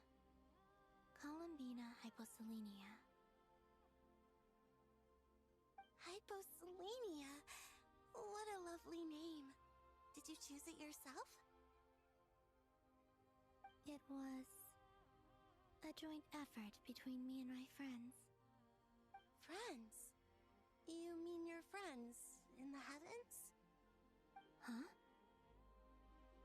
Oh, sorry. You must be exhausted. I apologize. Hang in there. Let me, introduce you to my older sisters. Do you mean the other two moon goddesses?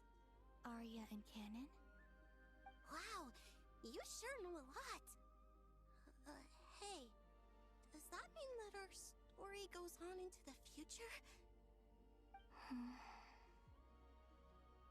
Oh, I guess that wasn't the best question to ask. It's alright. We were prepared for that possibility. You could say we were too prepared. I can't even remember how long my sisters and I have been here by this point. When did you get here? How long has it been? I can't say for sure, but it feels like it's been forever. I see. Are you feeling alright? You look a little unwell. I can hold out a while longer.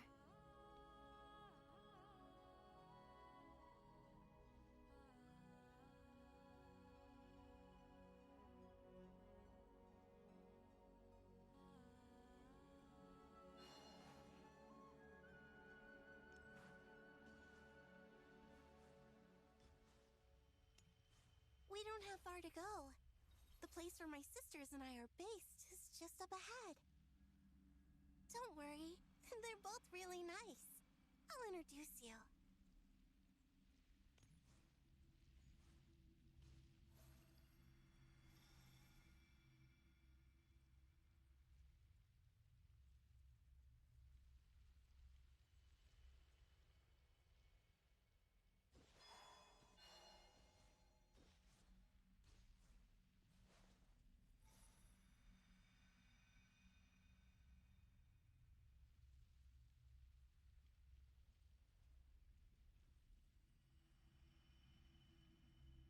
Sisters! I'm back! And look who I've brought with me!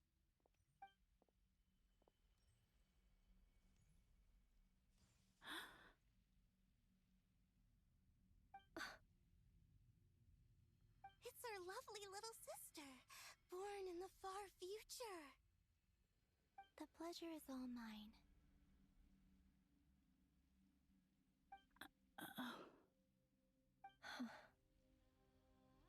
Allow me to introduce you to Columbina Hyposelenia.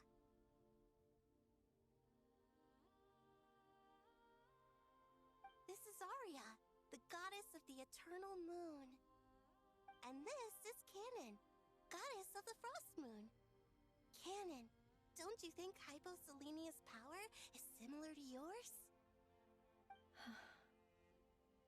Hello, Columbina. I apologize for our startled reaction just now. And please, forgive our little sister if she's been annoying you. She tends to talk a lot. It's fine. You seem shy. Don't worry, Columbina Hyposelenia. No one can hurt you here.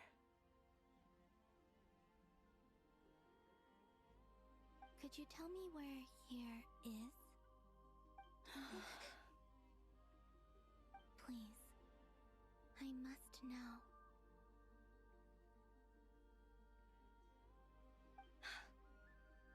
My dear sister.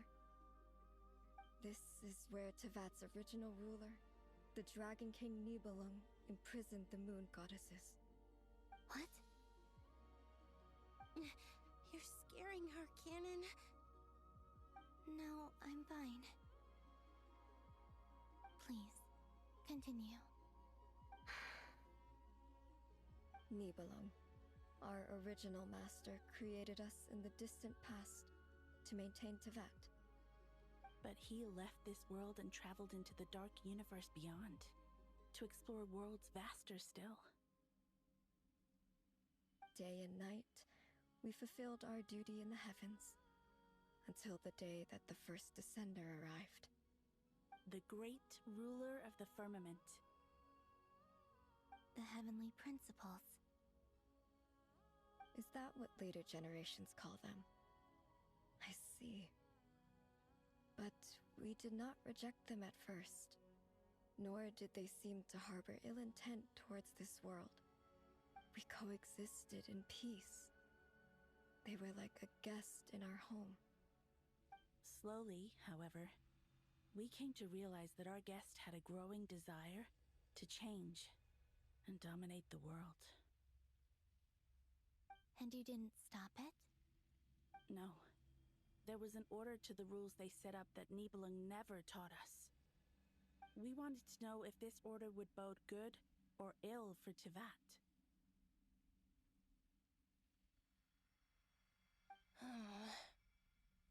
All right. Canon and I wanted to know. Sonnet was against it from the outset.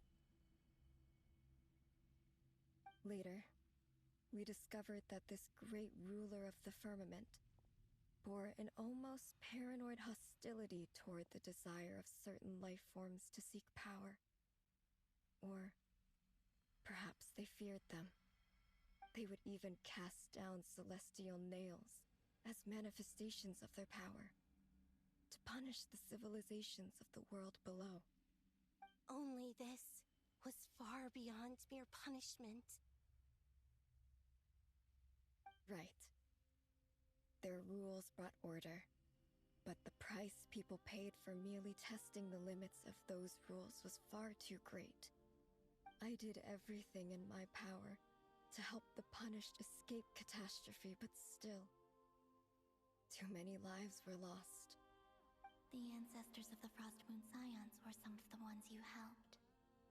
But just when we had decided to take countermeasures, the Dragon King, Nibelung, returned.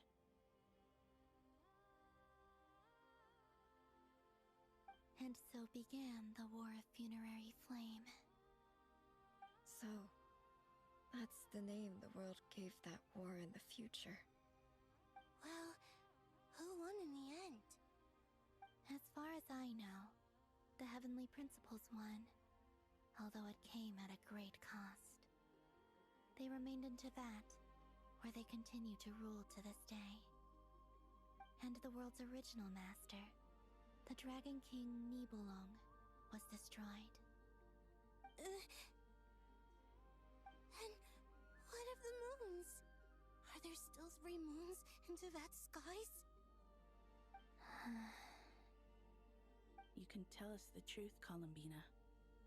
We know we are but remnants of a bygone age. We are prepared for the answer. Only the Frost Moon remains.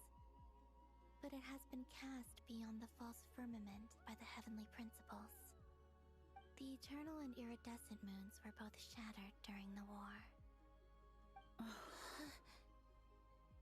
So death finally came for us in the end. Sonnet.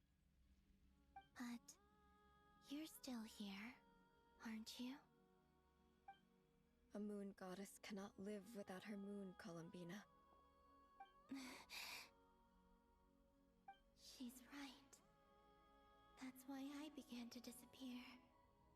Because the Frost Moon is cut off by the false sky. How much worse it would have been if it were outright destroyed.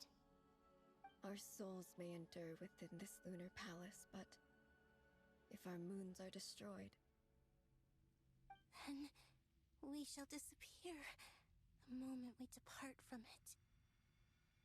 I'm sorry. There's no need to apologize to us, dear sister. If anything, we owe the world an apology. If only we'd decided to act sooner, rather than arguing amongst ourselves. all the more reason not to spend this time in regret and repentance. Instead, we should focus our efforts on how we might help our future sister. Sorry? Don't you see, Columbina, your story is not yet over. Is that not why you are here?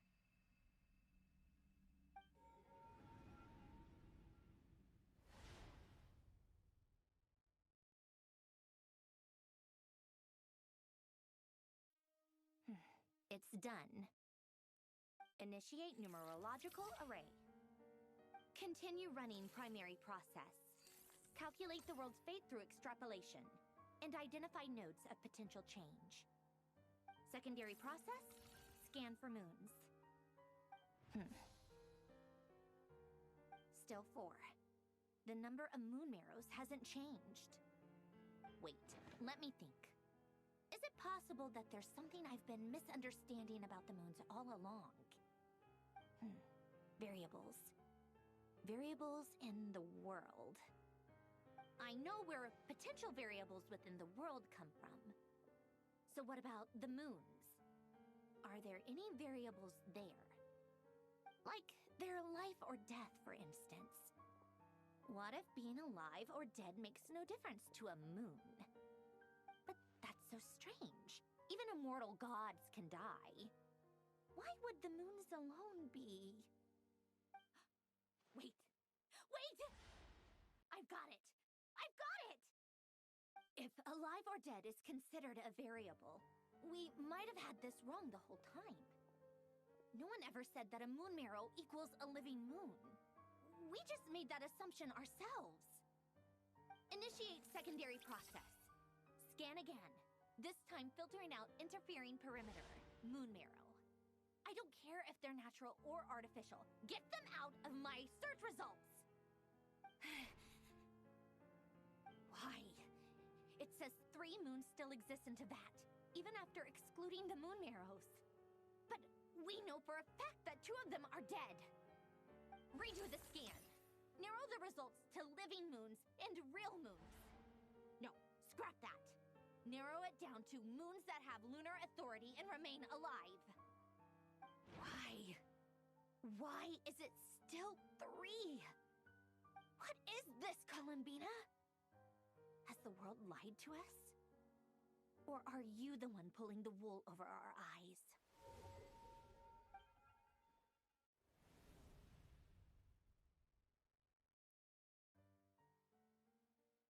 So, you think that the moon's reflection might be where Nibelung imprisoned the 3 moon sisters? Yes, it would explain a lot, such as why that space would respond to a moon goddess's power, opening the moon gate at her command. It would also explain why Miss Columbina has been unable to leave, and why time flows in reverse there.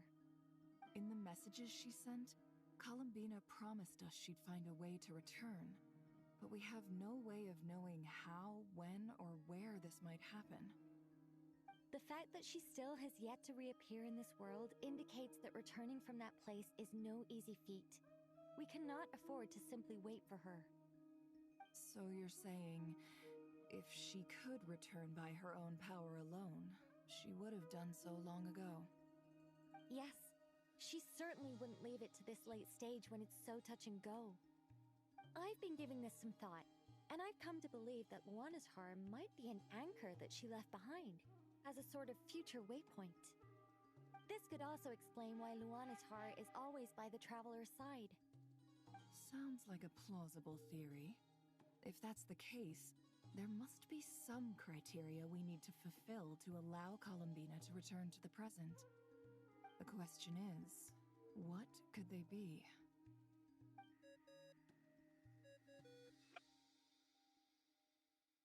Hello? Listen up! This is extremely important!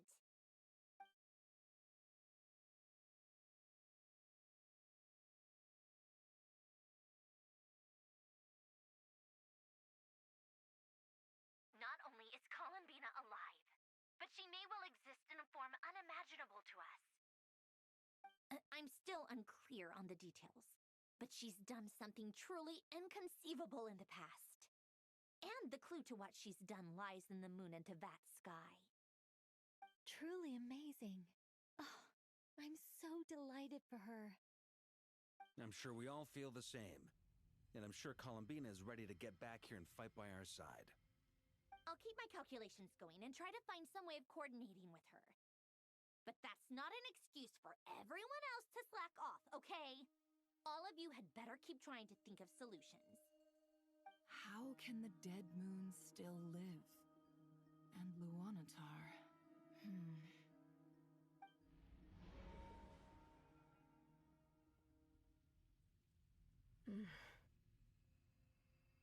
It's hard to believe that's what will happen in the distant future. Our authority is linked to the most fundamental rules of Teyvat. I suppose it's no wonder that many would covet that power. I didn't realize that when you said friends, you meant people who live down in Teyvat. That's so lovely. I always wanted to go down there and have some fun. Have you ever tried leaving this prison? Of course. Between us, we've tried everything. But no matter where we go, this space will eventually bring us back here. It's like the center of a whirlpool. Everything ultimately converges here, at the moment when Nibelung imprisoned us. In that case, have you tried using any of those pathways that connect this space to the real world? Sorry? What are those? They're passages through which you can make small-scale changes to reality by using Kuvaki. Or am I the only one who can use those passages? Because part of my soul remains in reality. Kuvaki. What is that? You don't know? It's a unique kind of elemental energy found only in Nodcry, the land from which the moons arose. Oh. Well, it's true that the moons first rose up from the part of that you say is called Nodcry. But there is no difference in the elemental energy between there and anywhere else. What? Could you show us some of this Kuvaki hyposelenia? Maybe if we see it, it'll make more sense. Okay.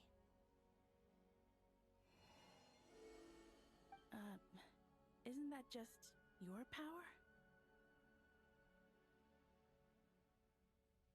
What? But it's everywhere in Nodcry. In the air, in the land. Even the creatures who live there have adapted to its influence. How curious. This Kuvaki certainly did not exist anywhere in the world before we were imprisoned. Let alone influence living creatures. So, how exactly does it affect them anyway? Can they float in the air like us? This is so strange. Why would their reality differ so much from mine? Columbina, you're looking for more than just a way out of here, aren't you? Yes. If I am to help my friends, I will need tri-lunar authority on par with that of our foe. You mean... you'll need our power? This sounds extremely risky. The Three Moons' powers are not mutually compatible. Concentrating them into one goddess will be a very painful process. And if anything goes wrong, it could tear you to pieces. I know. But I'm willing to take that risk. Even so, let's say we successfully transfer our authority to you. How will you take it outside this prison? Nibelung constructed this realm specifically to prevent us from using our powers to interfere in his war. No moon goddess can leave this place alive. What if I don't leave alive?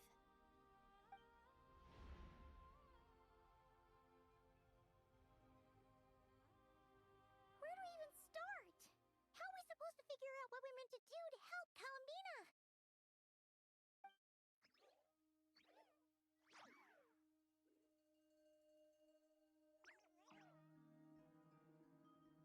Columbina? What do you need from us?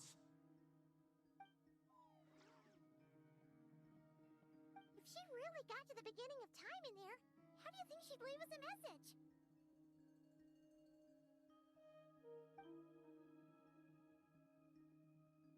You don't think she'd write it down on a stone tablet somewhere in the hopes that we'd find it, do you? Seems unlikely. Columbina may not talk a lot, but she thinks deeply about issues like this. Let's review what we know. This is the Columbina who fought alongside us against the Reykir of Solnari, and with whom we celebrated Moon Prayer Night. She knows our personalities, our ways of doing things, even our unique strengths and abilities. So, if she wanted to tell us something from a long, long time ago, what would she do? Oh.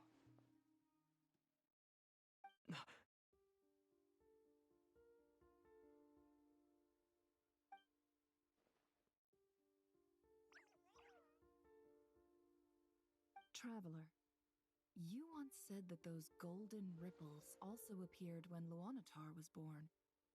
What if Columbina left Luanatar here, not just as an anchor to the real world, but for some other purpose? If she is part of Columbina, and Columbina knows that I can see past events through her... Oh yeah! Like when you peeked into Rarer's past through his heart! Never, wait. If you're right about this, and you can really see past events through Luanatar, your eyes, they'll... Oh, I know. Looking at Rerir's past in Conria was already enough of a strain on my eyes. Looking this far back into the past, it'll surely blind me. But it's our only chance. This is the only way. Boss. We spoke about this once, a long time ago. Do you remember what I said, Yehoda? The day I lose my sight, the Curatorium of Secrets will be yours to run. But... What's wrong? I'd be overjoyed if I were you. This day's come a lot earlier than either of us expected. I need to know you'll honor our agreement, Yehoda. Promise me. Yes, Boss Neff. I promise. Are you sure you don't want some time to think this through? What is there to think through? I should have gone blind after our battle with Rerir. Frankly, it's almost criminal that I got away with it for this long. Then at least let me take some precautions on your behalf. And if you really do lose your sight, I'll visit your office every day and make sure you're well looked after. Oh, please, anything but that. I was actually ready to go through with this. Are you trying to scare me into backing out? As if I could ever scare you. I'll assume you're just joking to calm your nerves. All right, enough chit-chat. Let's do this.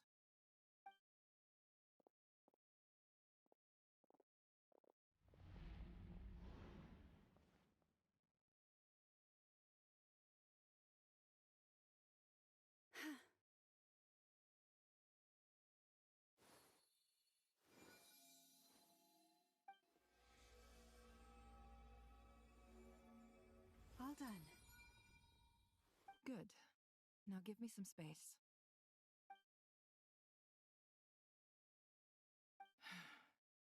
Come on then, little one. Show me what happened in the past.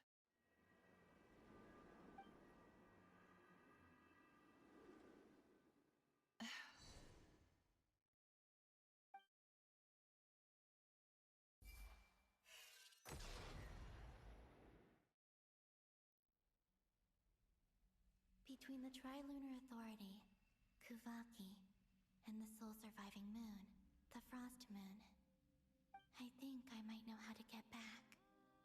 But I will need my sister's help. Time to go talk it over with them.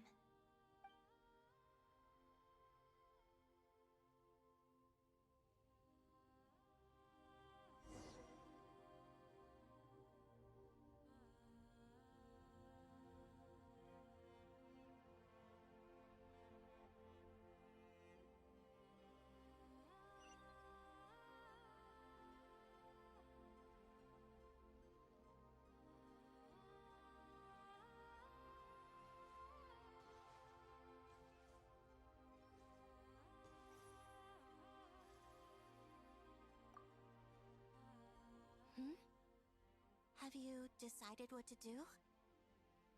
I hope it's not too dangerous. You really scared me when you said that thing about not leaving here alive.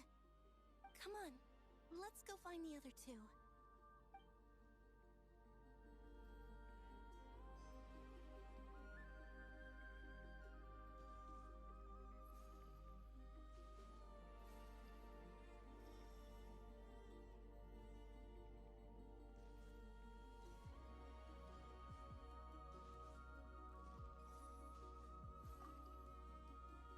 seems you have reached a decision. I'm all ears. What do you propose?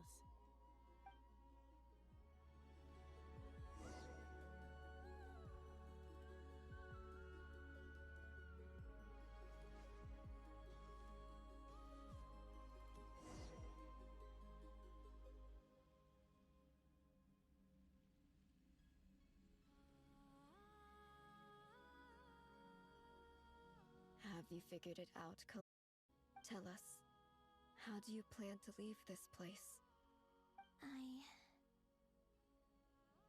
I intend to die here, in this moment, and then be reborn in the future with the help of my friends. What? What are you saying? How can the dead be reborn? And how will you inform these? You can't exactly leave oracles. Nothing can escape this place. Not a single ray of moonlight. And even if you found a way, what if they never find the message you left for them? You'll... No, that won't happen. Come again? They will find my message. I'm sure of it. I'm not following. How exactly will you achieve this? It's quite simple, really. First, I will leave my soul here.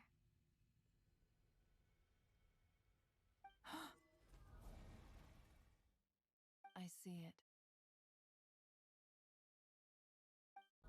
Your soul? You mean you're a divinity? Yes. I once left a portion of my soul in the future. One so small that this prison barely noticed anything. In this very moment, she can resonate with my soul across time. When the time comes, I believe that she can serve as an anchor to pull my soul from here back to the future reality. Just as gravity connects the world to the moon. Exactly. In the future, where I came from, the moon has been cast beyond the false sky, but I can still feel that it is there. In a similar way, I can feel a connection to the soul fragment I left behind even now. My friends can use it to detect my presence. But how do you just leave your soul here? Is that even possible? On my way here, I met an ordinary mortal who entered this place long before I did. Her body is long gone, but her soul remains. And before that, I encountered an old enemy whose entire soul survives here intact, while the power that once corrupted his body has faded away. So, perhaps this space is specifically designed to imprison divinity and authority, but not the physical body. Still, even if your body can escape, would it not just be a lifeless husk without the soul inside? Wait, is that what you meant when you said you wouldn't leave alive? Yes. I shall turn my body into moonlight and pour it over Nodcry. That power shall protect the land and quietly blend into it, awaiting my soul's return in the future. However, I cannot do this on my strength alone. I would need your help to do this, so I'm humbly asking for your assistance. Oh, dear sister, you need not be so formal. As I said before, we are but remnants of a bygone age. You, on the other hand, were born alone in that distant future, and you have walked a long and lonesome road since then. How could I bear to let your story end here in this dungeon? Don't forget, we are your sisters, your family.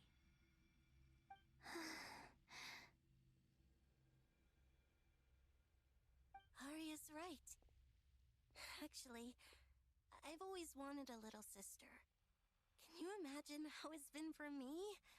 Getting nagged by two older sisters all the time. Now, I finally get to be the big sis. And not just that, but I get to help you return to your world, too. How could I say no to that? Sonnet.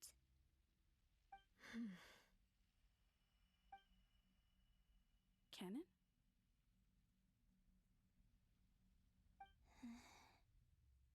I'm sorry. I know this is a bold request. The Frost Moon is rightfully yours, and it remains intact. Oh, no, please, don't misunderstand me, Columbina. I was just thinking back on the years that the three of us once spent together. You cannot imagine how happy I am to hear of the future world you describe. The Frost Moon Scions, your lovely, kindly friends. For the three of us, whose purpose in life was to maintain the peace in Teyvat, it is a great relief to know that the people of this world live in such an abundant future. If your plan can save them, and save not cry, I will gladly give you all that I can. Besides, the three of us have been together since the day we were born. I could never abandon them to live on alone without them.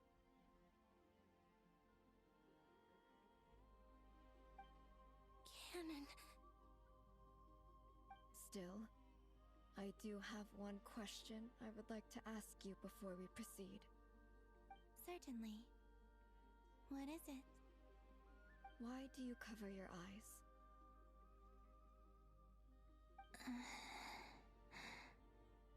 Yeah, I was curious about that too. But it seemed personal, so I didn't want to intrude.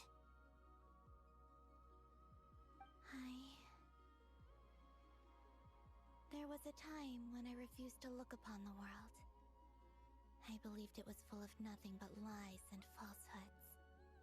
I wished to hide my feelings, seal my heart, until I could return to my true home. I see.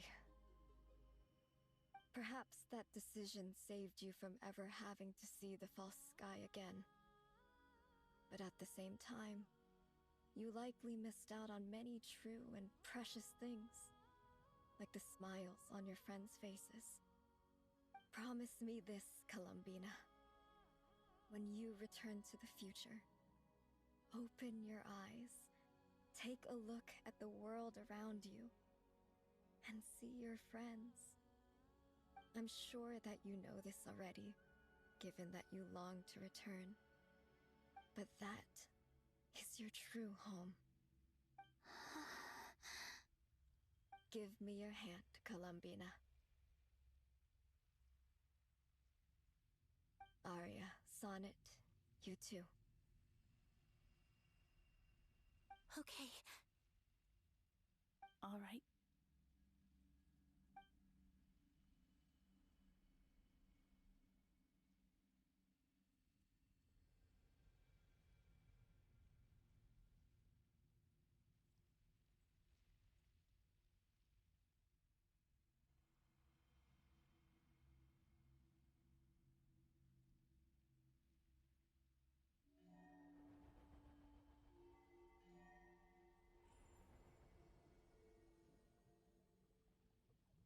We once were the songs sung for eternity, but now it is you who must continue to sing. We once were the tides in the great river of time, but now we subside, and you arise. We were the messengers of madness and inspiration. But now, the lies have faded, and your truth must endure. We are souls awaiting the sun. You must return to be with those who smile when they see your face.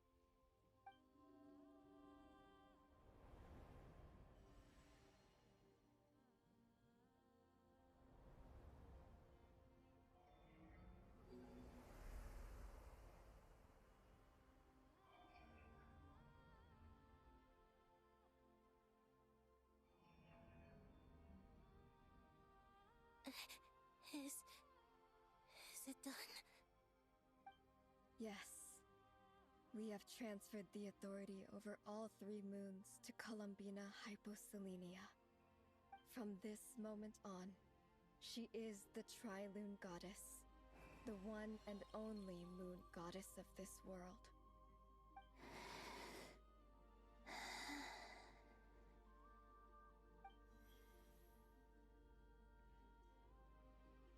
Thank you.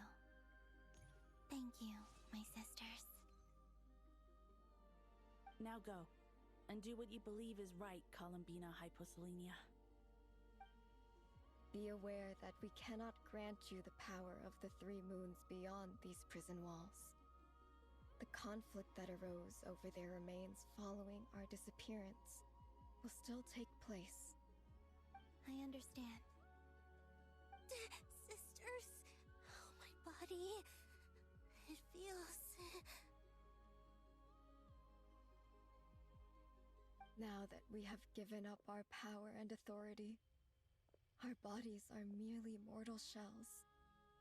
This prison is dissolving them as we speak.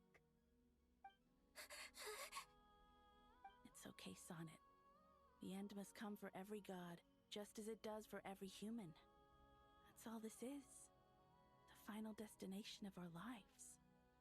Canon and I will be by your side the whole way. We have one final request, Columbina.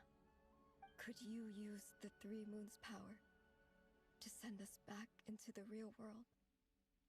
Now that we have lost our powers, I doubt this space will seek to hold us further. It's just... we would like to spend our final moments together in the only place we ever called home. Of course. Gladly.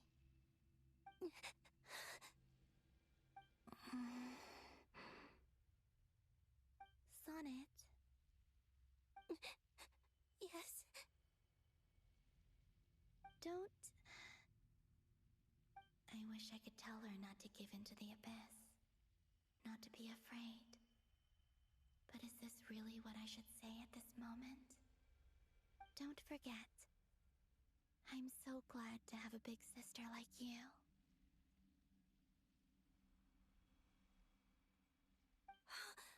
No, Hypo. Thank you. I'm okay. I'm not afraid. As long as my sisters are with me, I won't be afraid.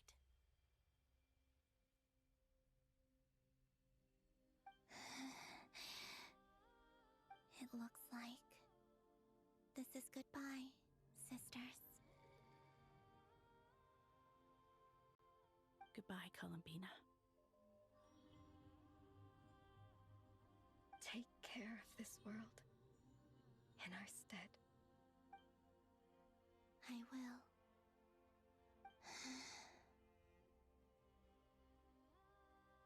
And now, it's time for me to bid farewell to my body, too.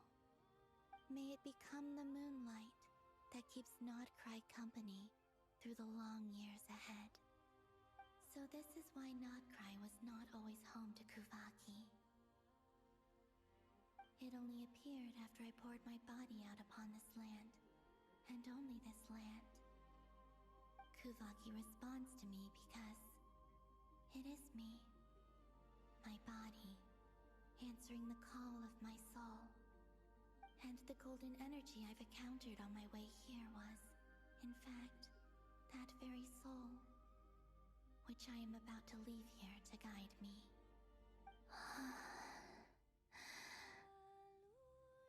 O power Tri-Lune, eternal moonlight. I, Columbina Hyposelenia, lay aside my body. Let it be cast into the dark night to illuminate the future.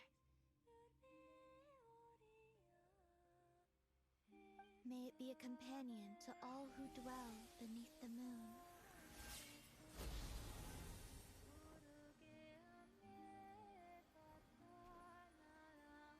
Until the time comes for me to return home.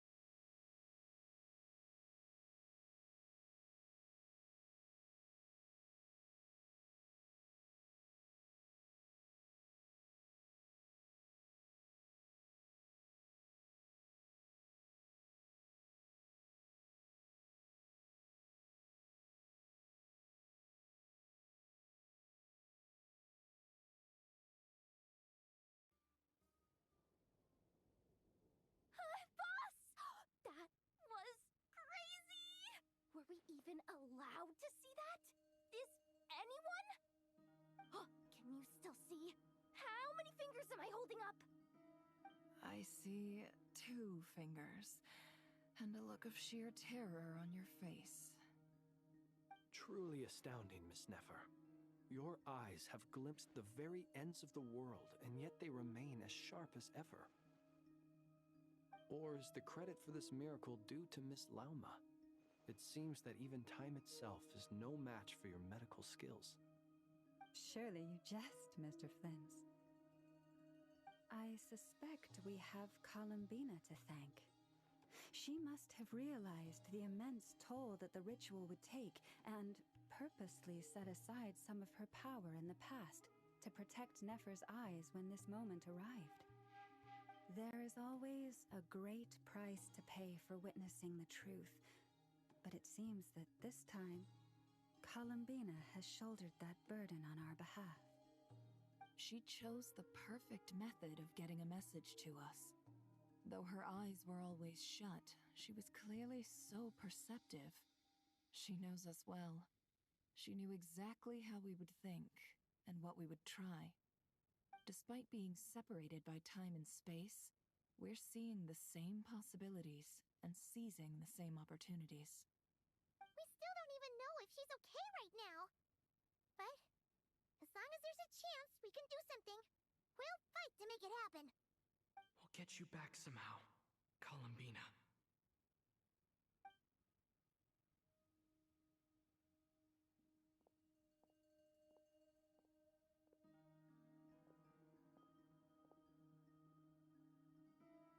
Well, based on the information we now have, let's figure out our next moves. Thanks to these gentlemen, we have a much clearer picture of the situation with Dottore. The civilian population has been moved to safety, so we no longer need to hold back. Miss Androne, how are the calculations going? So far, so good. I'll keep seeing how far I can push the system, though. Can't have Hatman being powered down for nothing. There's still a long road ahead. Where should we begin?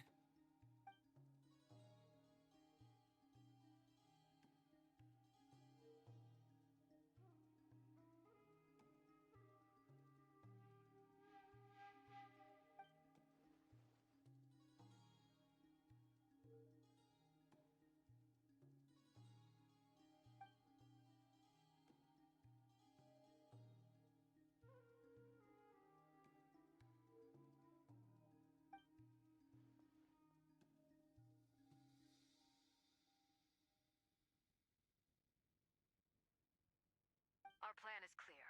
Time is short, so let's get moving. There's just never enough time, is there? Time is the bane of my existence. Ugh. Anyway, I'm gonna get back to work.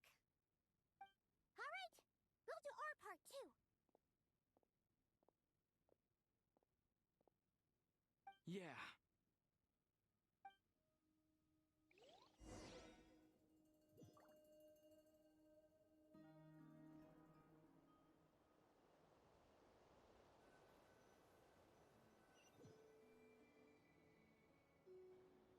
Albedo's theory says that elemental energy can dilute the light realm's power.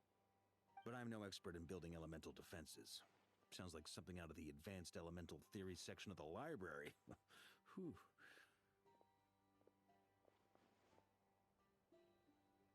You seem quite troubled. Well, yeah.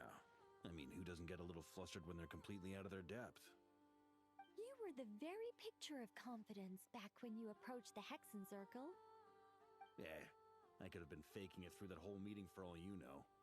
Who's to say I'm not just a ball of nerves in a charming and gregarious package? Oh gosh, really? I'm so sorry, I had no idea. Well, you're all the braver for it. Still, I was much more in my comfort zone than I am here. At least in Mondstadt, you can cry for help from a cliff top and actually stand a chance of summoning Barbados himself.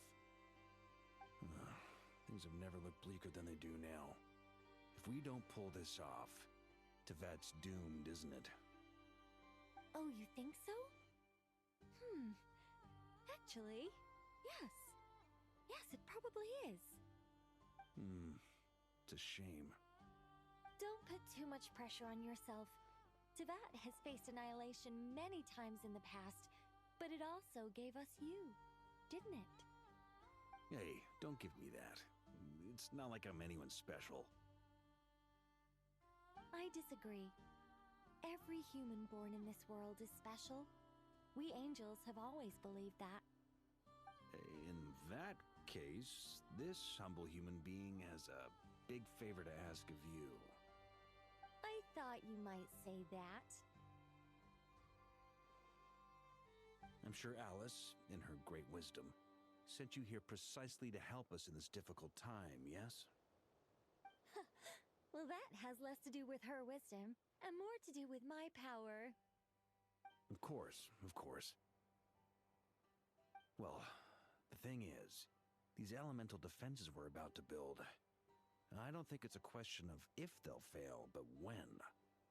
Durin's findings from his patrols make it clear that Dottore is constantly expanding his territory. First it was his lab, then the design bureau, and now this.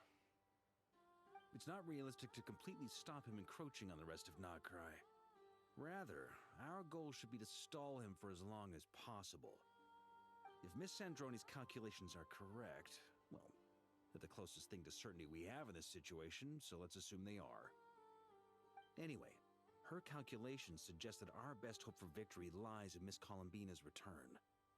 It's up to us to slow Dottore's advance and buy time for her to make a return.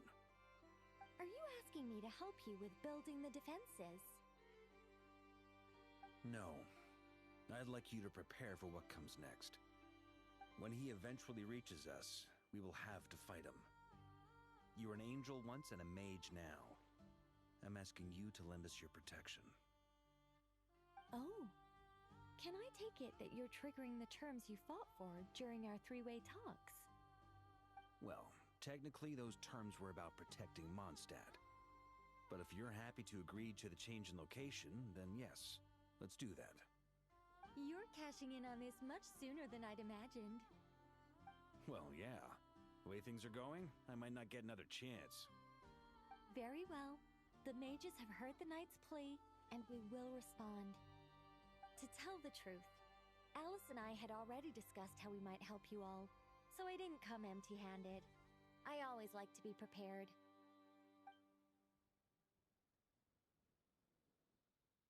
This is... wow. Yeah. This is great. Seriously, thank you. It's been many long years since I had a chance to dazzle humanity with a little divine intervention. To humbly serve as a reliable and responsible guide. Anyway, Knight of Boreas, please accept this gift in recognition of your great virtue. Go now. May the angel's blessing deliver you safely to your destination.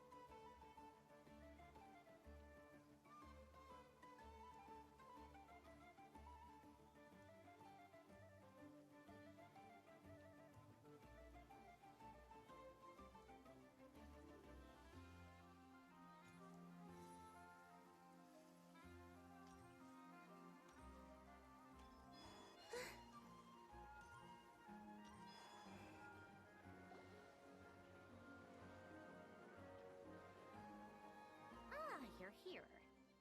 Sandroni! How are things going? Glad you asked. You two are about to become the first people to lay eyes upon my masterpiece. Or should that be the first person and the first, specter? Hey! Whatever. Come, feast your eyes on this. Wow! We've never seen something like this before. This meter displays the progress of my formula. Currently, it's still making the most important connections. Once it's finished running, I'll deliver it right to your side. And then, we can finally bring Columbina back. What do you mean, deliver it? Can't you just tell us over the Dodo communication device? It'll just be some numbers, right? You're such a greenhorn. This isn't the kind of formula you solve in math class. It's a highly complex algorithm capable of constructing a framework of rules. Whatever. We'll be here all day if I start trying to explain it. All you need to know is the formula must be completed before we can bring Columbina back. I'll share the data with you. Nicole's agreed to let me use her information channel, so we just need to use the Dodo communication device like so. And... there. Now you can check in on my progress. Wow! Look at that! You're amazing, Zandrone! About time you recognized my genius. Took you long enough. Anyway, that's all for me.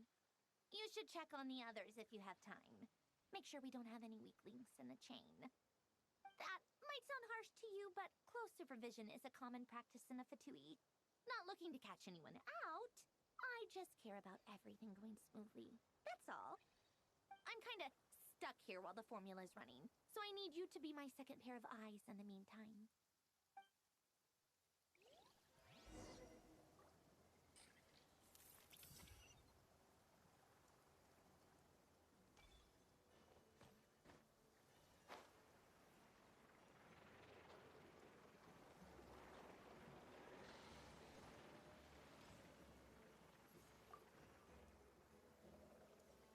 Traveler, Paimon, a pleasure to see you both.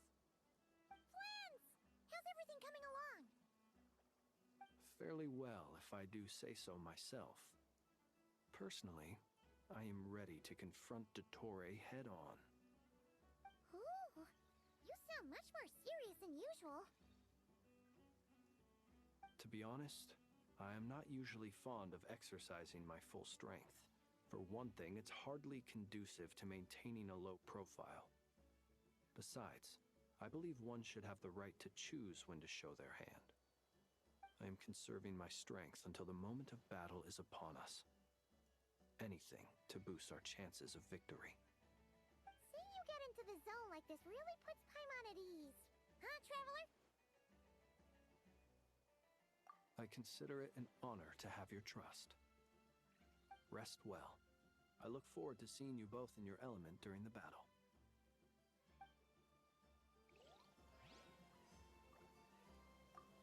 Rest well. I look forward to seeing you both.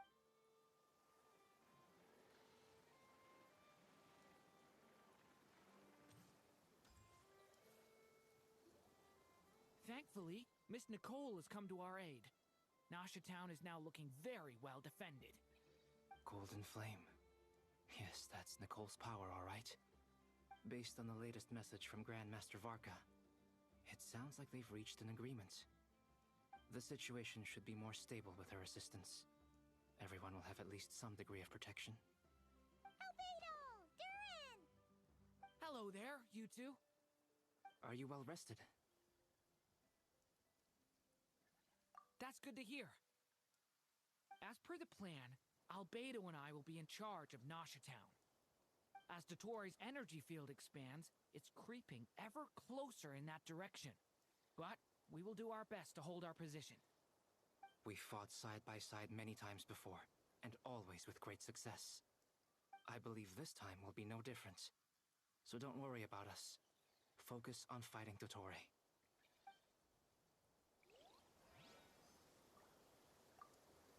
As Dottore's energy field expands, it's... We fought side by side. I believe this time will be no...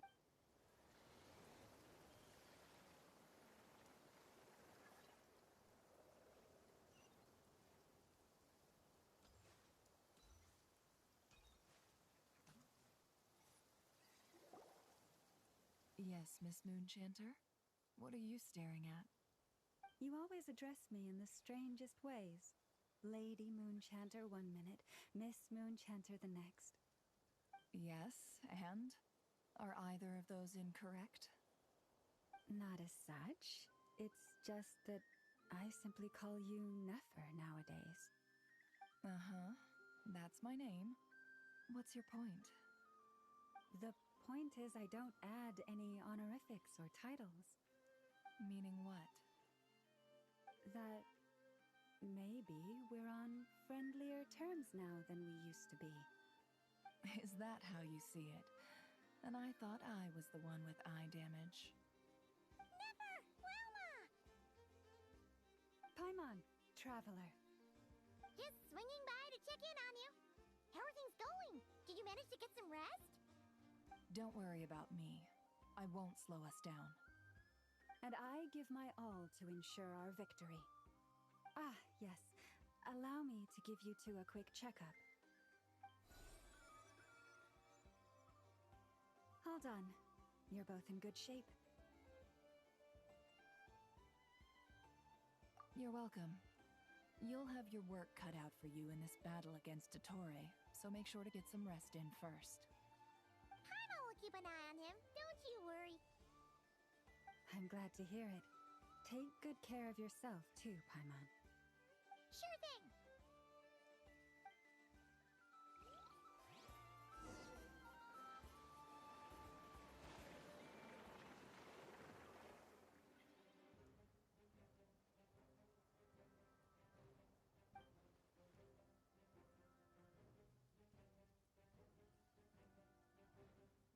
Here they come. That's quite a horde. As we expected. Get ready, everyone! Take your positions and prepare to engage. Let's begin. I'm at the ready.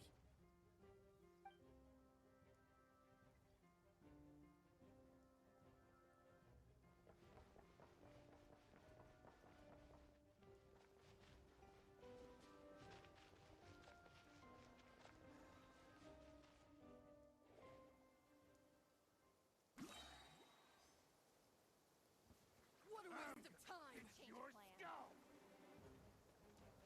Go! Time for the big one! Observe.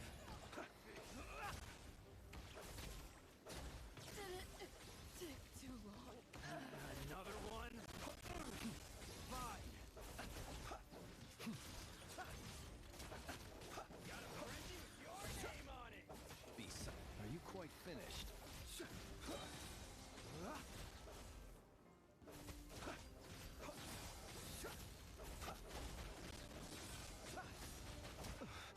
I will return as an avalanche.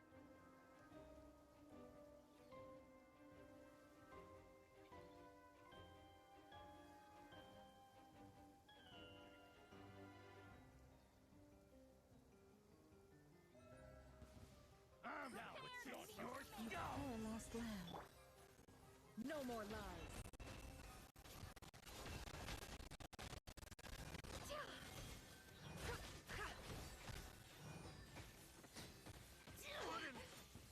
Fix it! It all adds up.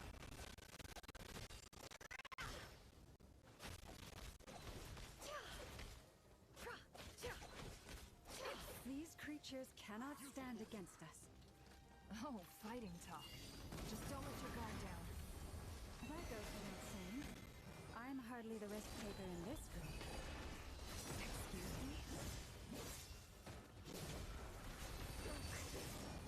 Can't hide the truth. Leave this place. By the frost moon of old.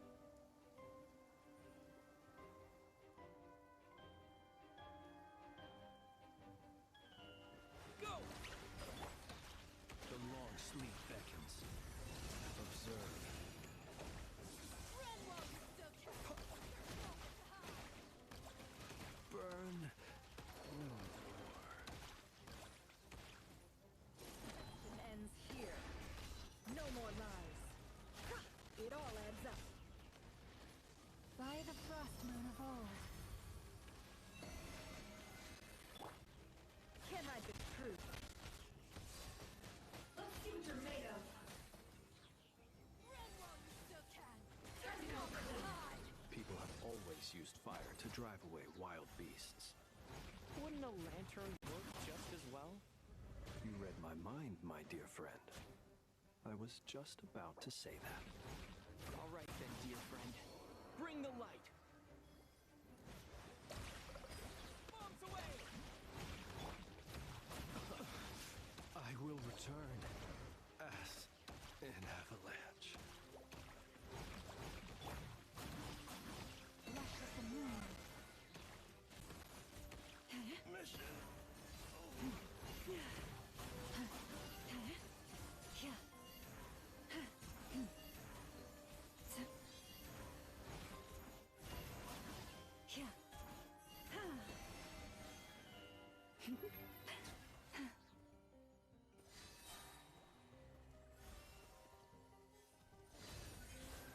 With one heart, we pray. Receive my blessing.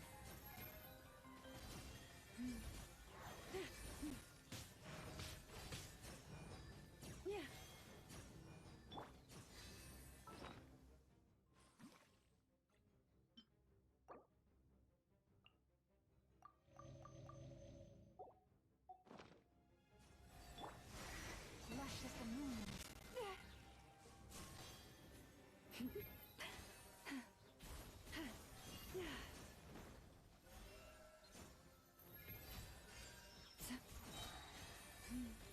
By the frostman of old.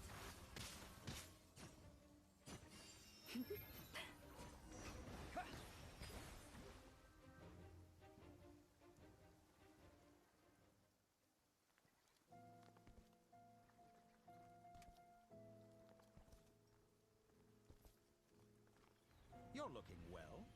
I trust you've had a good couple of days. Dottore. It's actually a good thing, in my view. If the subjects of my experiment were to die prematurely, it would throw quite a wrench in the works. And so, I must thank you all for your resilience. We are no longer on the same level, but you are nonetheless worthy of my respect. A creator god should be merciful and gracious after all. And in any case, it is only right that before I end your lives, the world is informed of the arrival of their new god.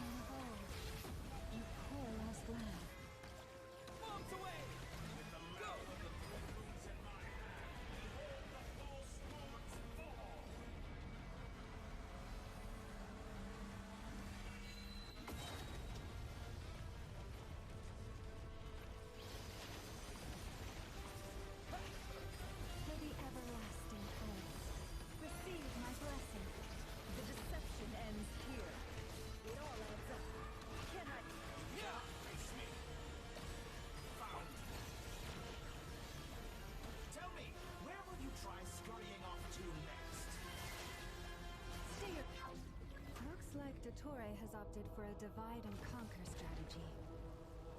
But we will not allow him to triumph.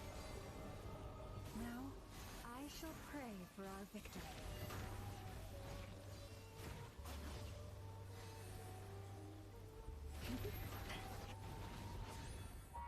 Entropy bends to me. No more lies.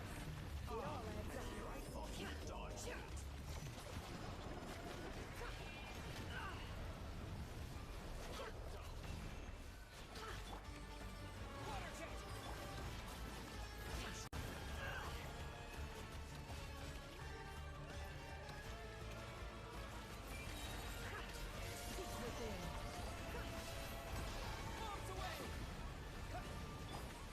Can't hide the truth.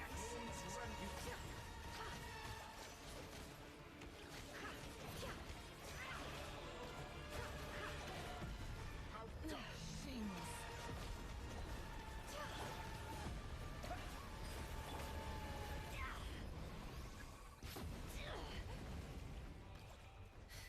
No more lies. Leaving openings on purpose. Confident not, you cannot face me. Foul. Entropy bends to me. It all adds up. Water jet! Can't hide the truth.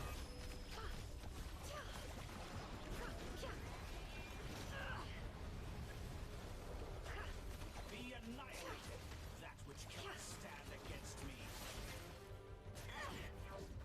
What's this supposed to be? A knockoff version of the space Columbina got trapped in? There really is no way out. We'll see about that, Dottore.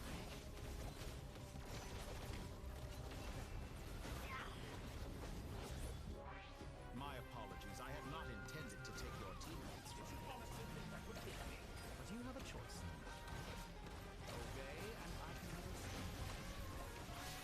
Excellent deal, if you ask me. Won't you consider it? Water jet! Wipe out!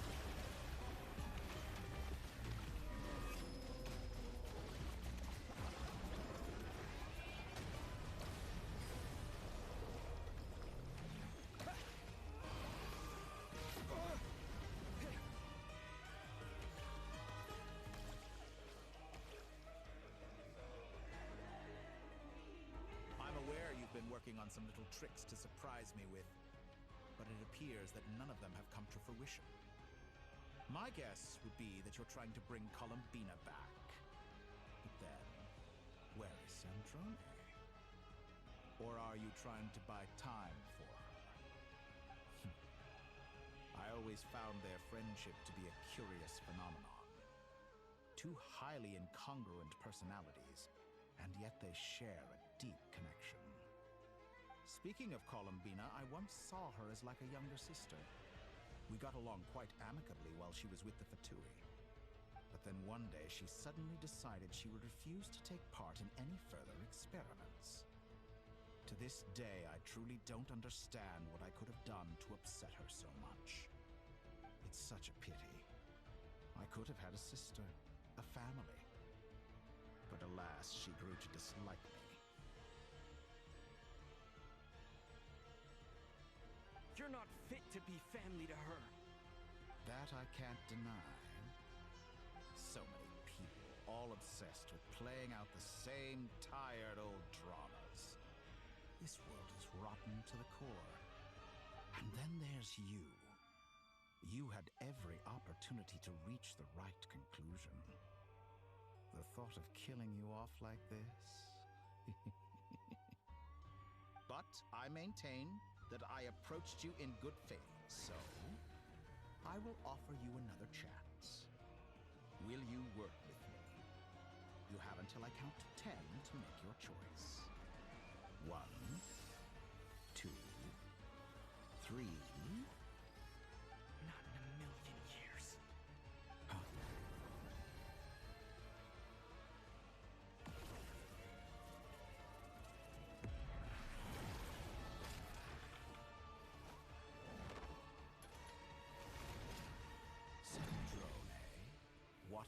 pleasant surprise.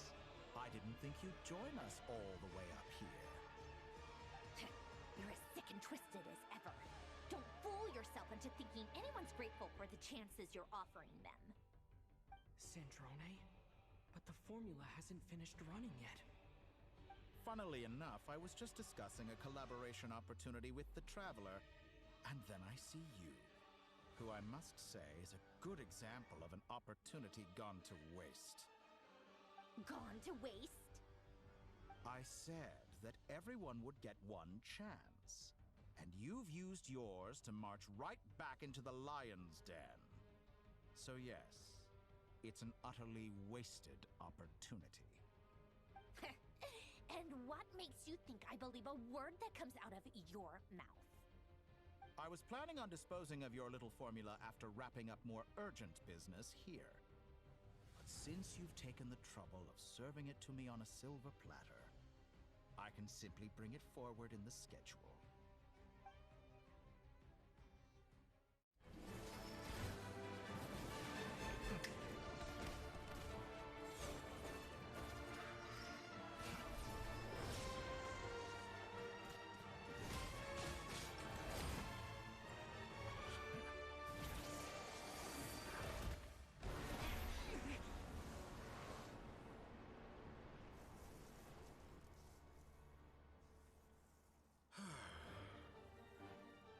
Is this your life's work?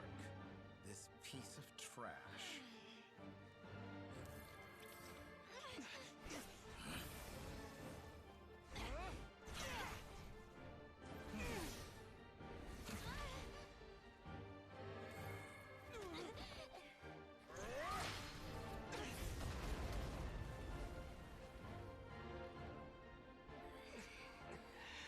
Your formula runs too slowly, Sandrone.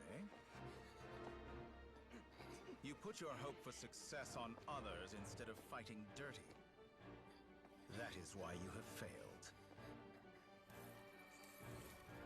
Now, whom should I slay first? Any volunteers? No one? How nice of you to leave the decision to me.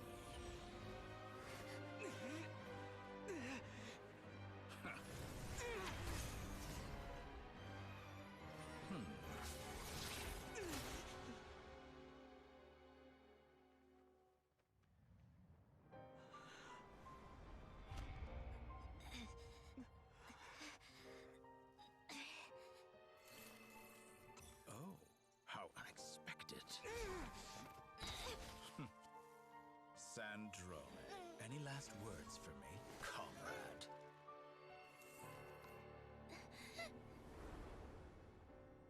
Is there anything you wish for? Not really. But I've always known what I don't want. Go to hell, Dottore.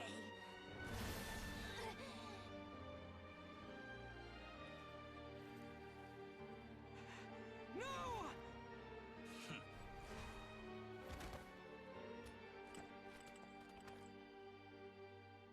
And now, you have failed.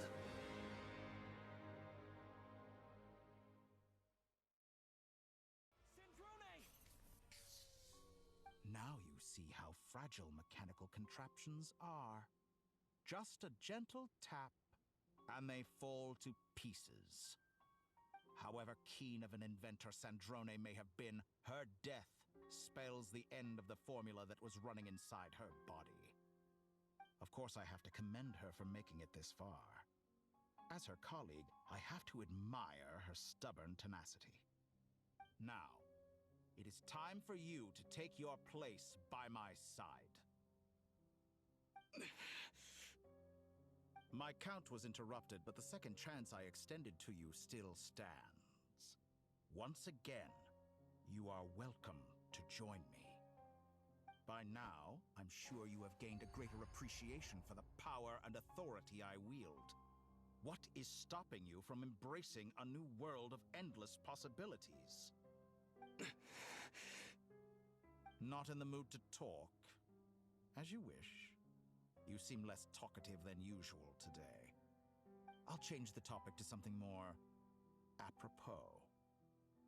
Sandrone was always like this, never trusting anyone, always so reluctant to share her research with them.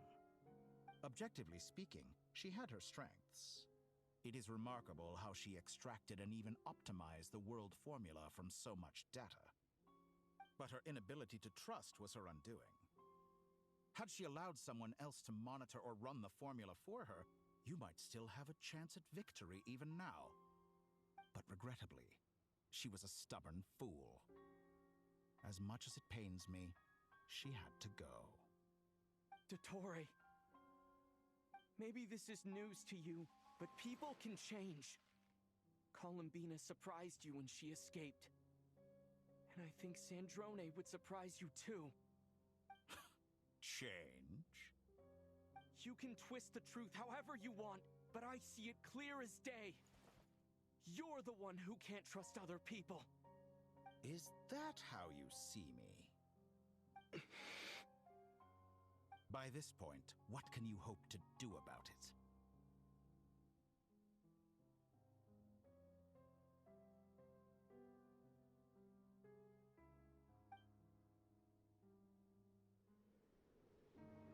It is pointless to fight on.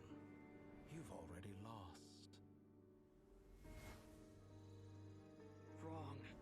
You can't win this, Dottore.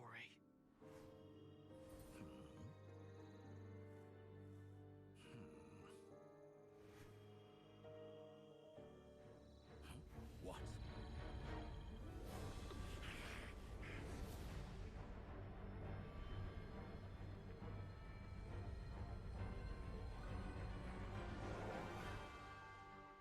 My formula can get us 90% of the way. It will connect you to Columbina. Then, I will bring the formula's output to the Traveler's side. For the last 10%, do whatever it takes. Just bring the moon down.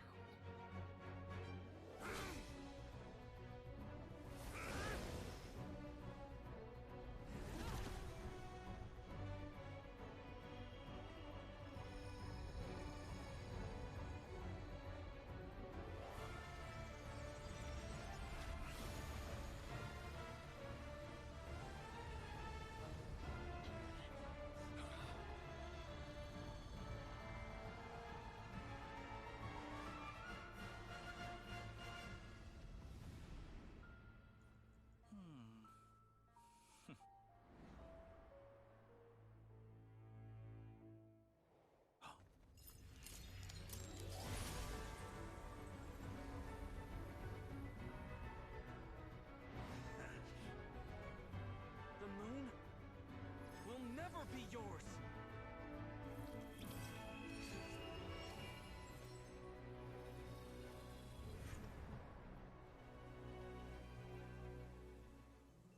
I turn my body into moonlight and pour it over Nodcry. My soul, I leave here to inform my future friends. Lastly, I will hide the Trilune Authority within the Frost Moon. And when my body, soul, and authority are reunited, finally... Columbina!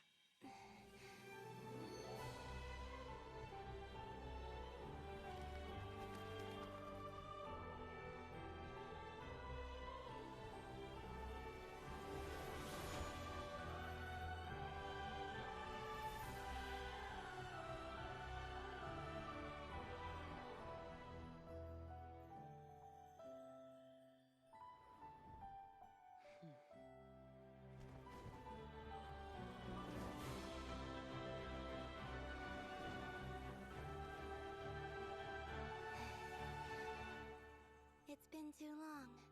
I'm back.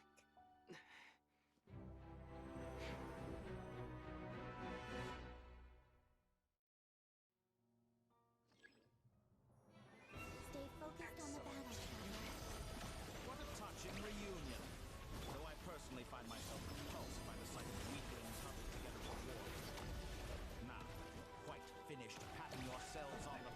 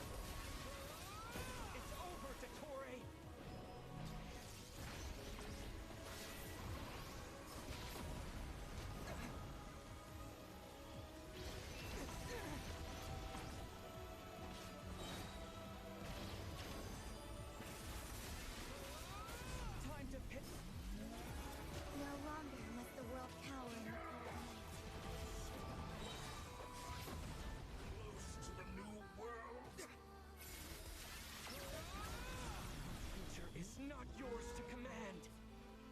Let the moonlight dispel the darkness.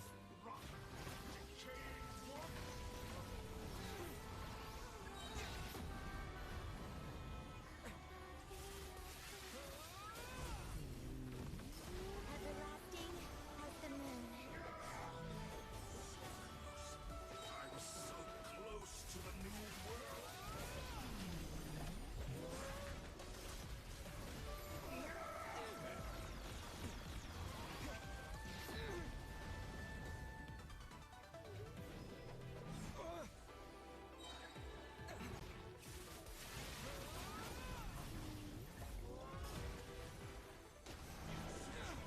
Wallow in this rotten, decaying world.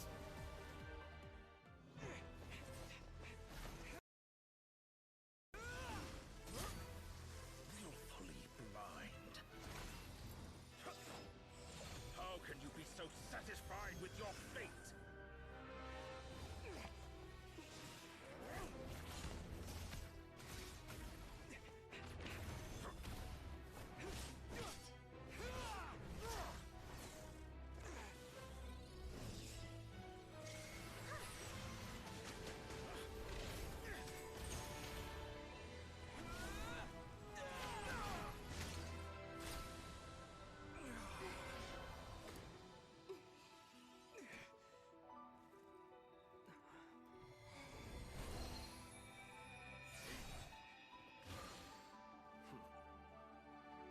This battle was never about fate. It's about friends, family, and the home you stole from them. So dull. Only the weak rely on each other for comfort. You should see. Once I transcend fate, you will be nothing but fodder for my grand experiment. That will never happen.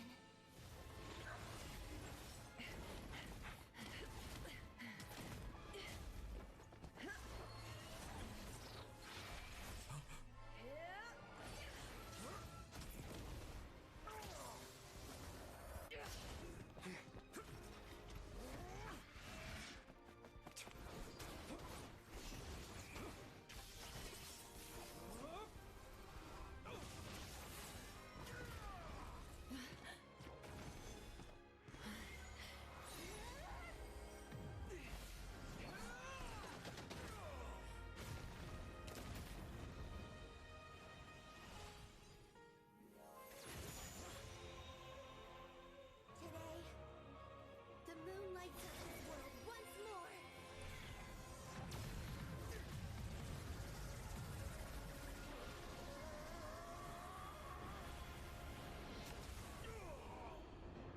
This loathsome world.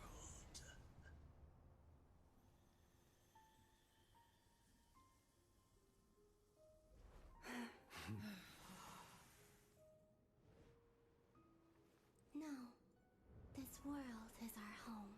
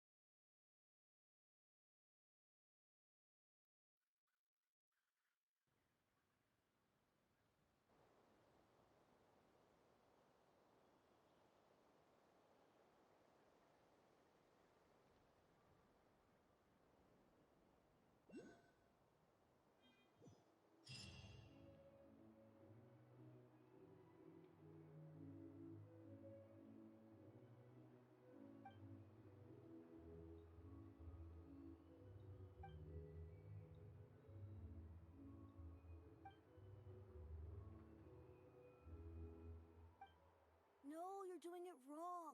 The moon looks like this now. What are you drawing, children? The new moon, Mom. It looks different than before, doesn't it? Also... Can I go buy a sugar sculpture today?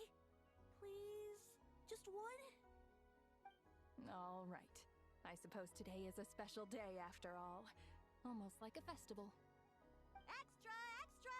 Get the latest Nasha Express here! Post-disaster report! Nasha Town reborn beneath a new moon! The voyage begins today! The future looks bright thanks to the League. Want a copy? I knew things would be different, but I didn't think that would include the moon. They say a new moon goddess has been born. A new moon goddess? Who's saying that? The Frost Moon Scions? I guess so. I'm not too clued up on the details. As far as I'm concerned, the moon's still in the sky and it's business as usual. Hey, since we've come all this way, shall we grab ourselves a free meal while we're here? Are you a convert now? Or are you just here for the free lunch? Oh, come on. What does it matter? After everything we've all just been through? That smells good. All right, that's it. I'm hungry. Time to eat. Come on! We gotta get there early, or there won't be any good spots left! Shh, keep it down. This is a residential area. What if people are still sleeping?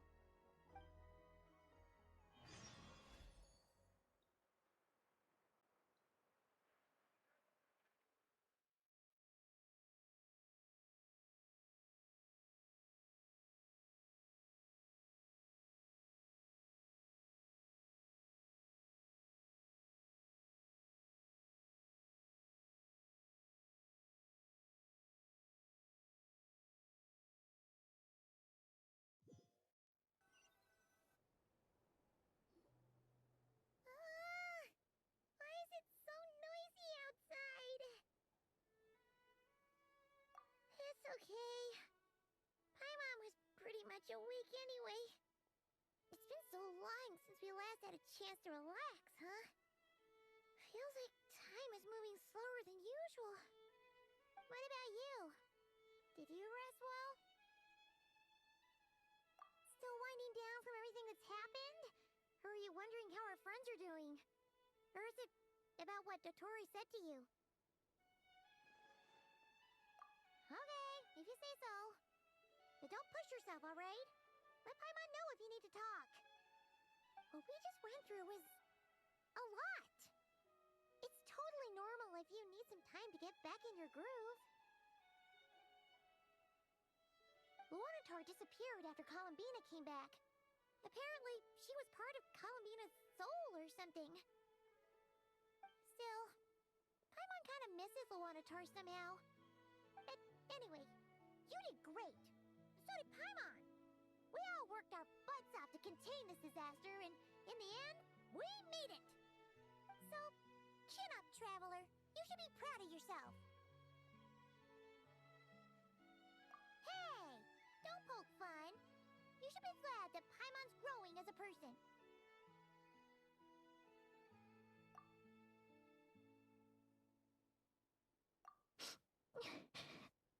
Paimon didn't think you'd mention it.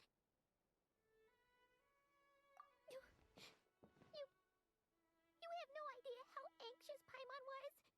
She was worried sick about you. Well, if you really want to show Paimon you're sorry, you're gonna need to make it up to her. You better be ready to splash out on a lavish meal.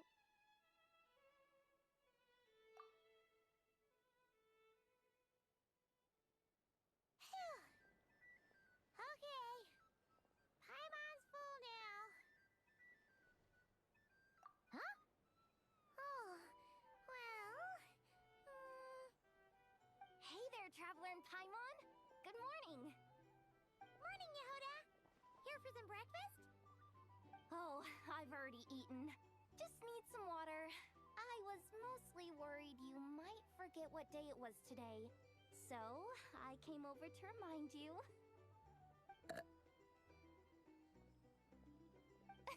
Careful there, Paimon. Too much food will make you drowsy. Don't let anyone catch you hiding at the back and nodding off during the league meeting. You should probably be saying that to Aino. She's the baby of the group, if anyone. True. You know, I'm surprised that all these competing groups are actually coming together to try to solve things together. Definitely a first for Nodcry. Well, nothing like a region-wide calamity to bring people together. After that, surely even the most self-interested people have to realize that going it alone isn't worth the risk, right? Try telling Boss Neff that. She's not exactly convinced that people are gonna get with the program. Really? But if she's so pessimistic about it, why'd she agree to be the Curatorium's representative in the League? Probably 'cause even though Unity sounds like a pretty far-fetched idea, the benefits it would bring make it worth a shot. I think things will work out, though. I swear, Nodcry feels like one big family now with everything that's happened. More than it used to, anyway. Paimon's with you on that one.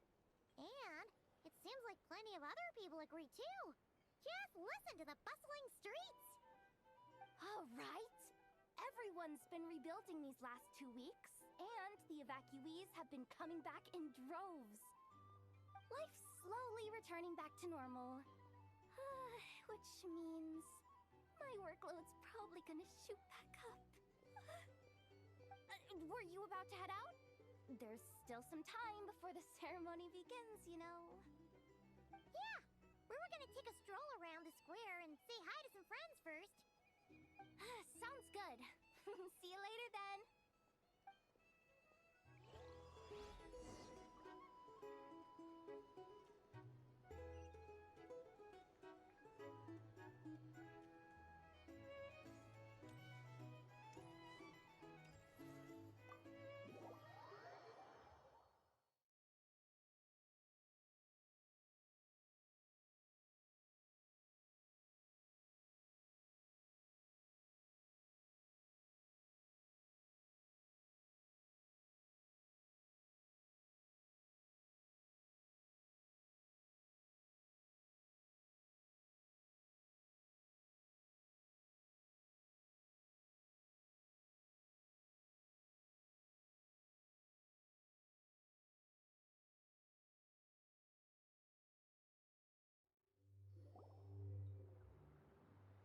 Please accept today's boon.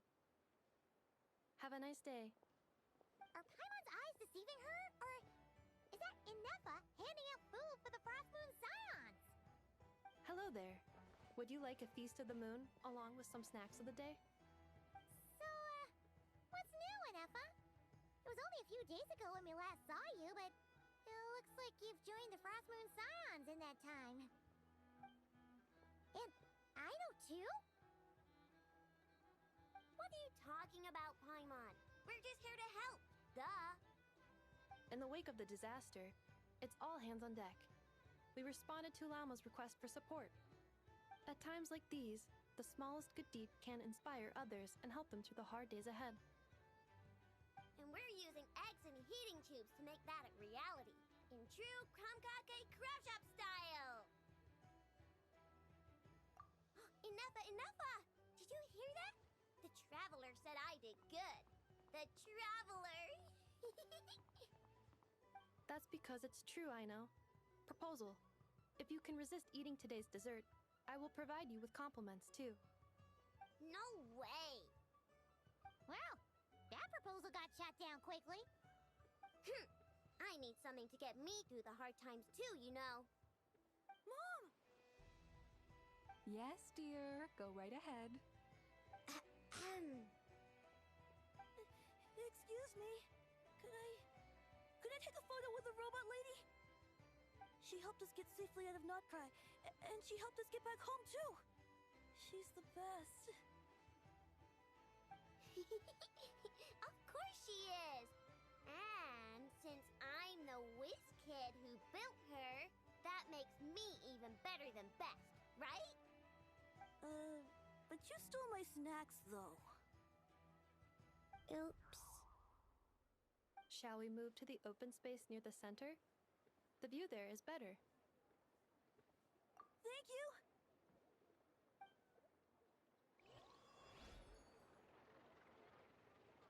Aren't you the better pick for this job, Flint's?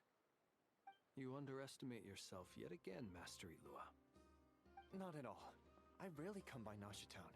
I don't know any of the big shots here. All in good time. Socializing is a step-by-step journey. But you're much further ahead on that road, aren't you? You're not seeing the full picture. You know the truth now. My friends do not understand my habits. There is no question about it. The Lightkeepers need a representative in the League. Someone who is upright, cares about other people, and can realize their self-worth through group action. You say it like you wouldn't make the cut. I am most flattered that you think I would. Sigh a little less, Master Ilua, and have more faith in yourself. All the Lightkeepers agree that you're a very promising young man.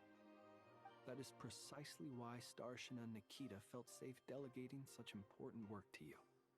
I'm sure we all also agree that we would sooner die of dehydration than manage to wrangle anything out of you in a discussion. My apologies. I am not in the habit of bringing water with me when I go out. Whatever. I'll take the job. By the way, who else is part of this? Oh, it's quite the who's who of Nodcry. There's the Moon Chanter of the Frostmoon Scions, the boss of the Curatorium of Secrets, a representative of the Voynich Guild, and even someone from the adorable Kromkake craft shop. I'm sure you will find speaking with them to be a genuine pleasure. If you say so. I've never done this work before, so I'm honestly a little scared of making mistakes. But I'll do it. Not only is it our duty as Lightkeepers, but because I want to make Nodcry a more welcoming place. An admirable attitude to take. The beacons are lit, Ilua. We're but one step away from breaking through the blizzard. We have the chance to band together and build our shared homeland into an Elysium. This is unprecedented for Nodcry. An opportunity not to be missed. Yeah. You're right. I'll do my best. Quite a few familiar faces have arrived. Let's go, shall we?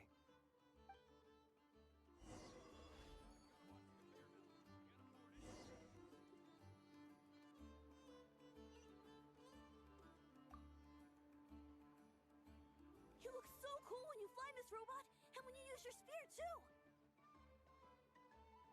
And even though you took my snacks, it's pretty cool that you can build stuff like this. You've got so many inventions. It's amazing!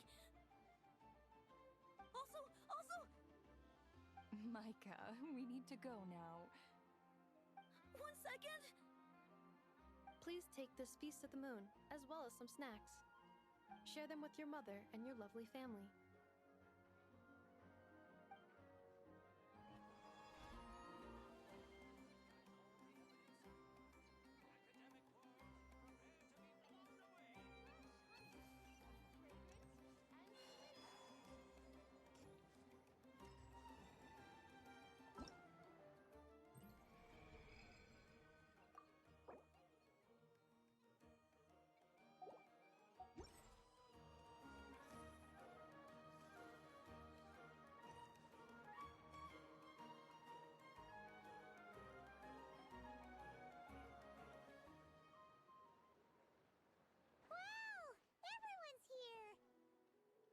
You seem well rested.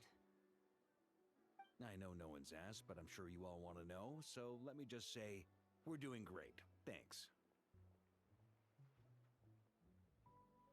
Well, great, but not perfect. Starting to lose my mind from boredom. Can't drink a drop of alcohol while I'm waiting for my wounds to heal. I'm sure you had a sneaky swig or two. Wait, how'd you find out? I'm sure you must be missing Mondstadt after all these years away, Grandmaster. Yeah, you could say that again. Every time I get news from Mondstadt, it makes me want to go back and see the place for myself. Honestly, once things are wrapped up here, I think it'll be time to head back home. Hey, looks like someone's taking the stage. Can everyone see okay? Anyone need a boost? I'll just listen from the back. It's fine. You're taking this pretty seriously, huh, Durin? Well, it's not every day that I get the chance to see how people speak in official settings. Soak it up like a sponge.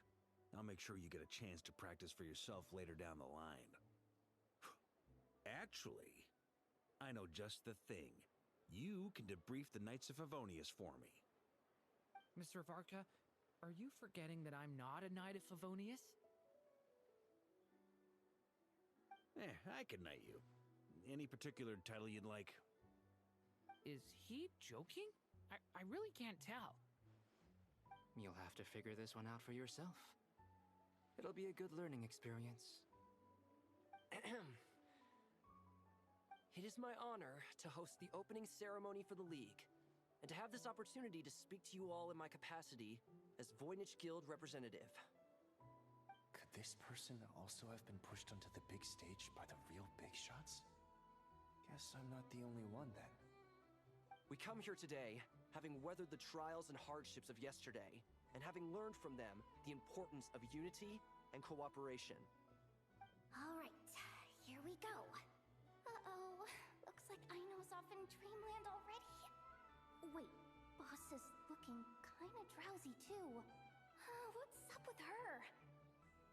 Come on, get this speech over with already. Nodcry is our home, the land we rely on for survival. And as we chart a course for the future, may we persevere through the storms ahead as we sail towards a new era of prosperity, freedom, and hope.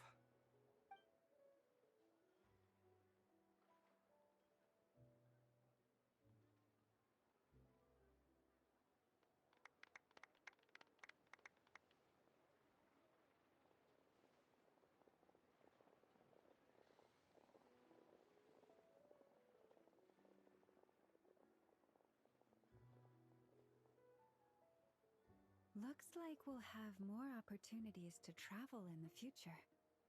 I'm sure you'll cope, Lady Moonchanter, given how fleet of foot you are. Unfortunately, I suspect I'll be too busy at the Curatorium to act as your host. We have a busy schedule, not to mention an international network of contacts to manage. It'll be all right. I'll just check your schedule with Yehoda well in advance. And if she's not available, I can simply ask Ashru. You... So giving my employees extra workload isn't enough for you? You're really going to drag my cat into this too? I thought you'd approve. Aren't you forever increasing your employees' workloads? That's a bold statement. Are all the Frostmoon Scions feeling more audacious now that your moon goddess has returned? Columbina's return has brought joy to all who care about her. That includes both you and me. As for the Frostmoon Scions, we are learning how to thrive independently, without relying on the moon goddess. It is up to us to make our home a more livable place. Joining the League is one of the steps we are trying towards that end. I like the word try. It's nice and non-committal. You can opt out at any time and still say you tried. You don't see a bright future for the Frostmoon Scions? Or did you mean the League? I'm just not as optimistic as you. The Frostmoon Scions should count themselves lucky that they have a leader as stubborn and enterprising as you. But Nodcry's a big place, with all kinds of people. Most of them don't enjoy answering to a leader, or even listening to reason. Well, that's where you and your methods come in. Unless the Curatorium of Secrets is only here for appearances. For now, yes. And that won't change until this venture becomes worth my while. What would make it worth your while? Getting out more than I put in. Right now, I'd barely break even, but I'll grant that it's a good start for Nodcry. Then maybe it's worth a try. All right, you can stop now. Or do I have to join the Frostmoon Scions before you'll get off my back? You'd be very welcome to join us. Hey, you two! Congrats on all your hard work! What are you chatting about? Nefer was trying to dissuade me from adding to her employees' workload. Also, she's considering joining the Frostmoon Scions. Sorry, what? Your conversations are always the most interesting.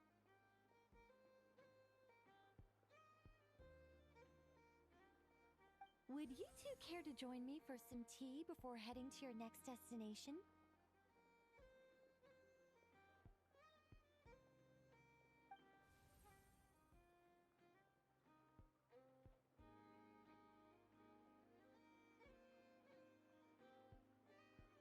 Nicole? Wait, where are you? Aren't you gonna show up today? Sadly not. I'm otherwise occupied right now. I'm sorry, Paimon. I can hear how disappointed you are. If it's any consolation, let me say that how things appear on the surface is a far cry from what they are at their core. Perhaps you'll feel better if you focus on the fact you have a special line of communication with the great mage herself. Okay? Has something happened?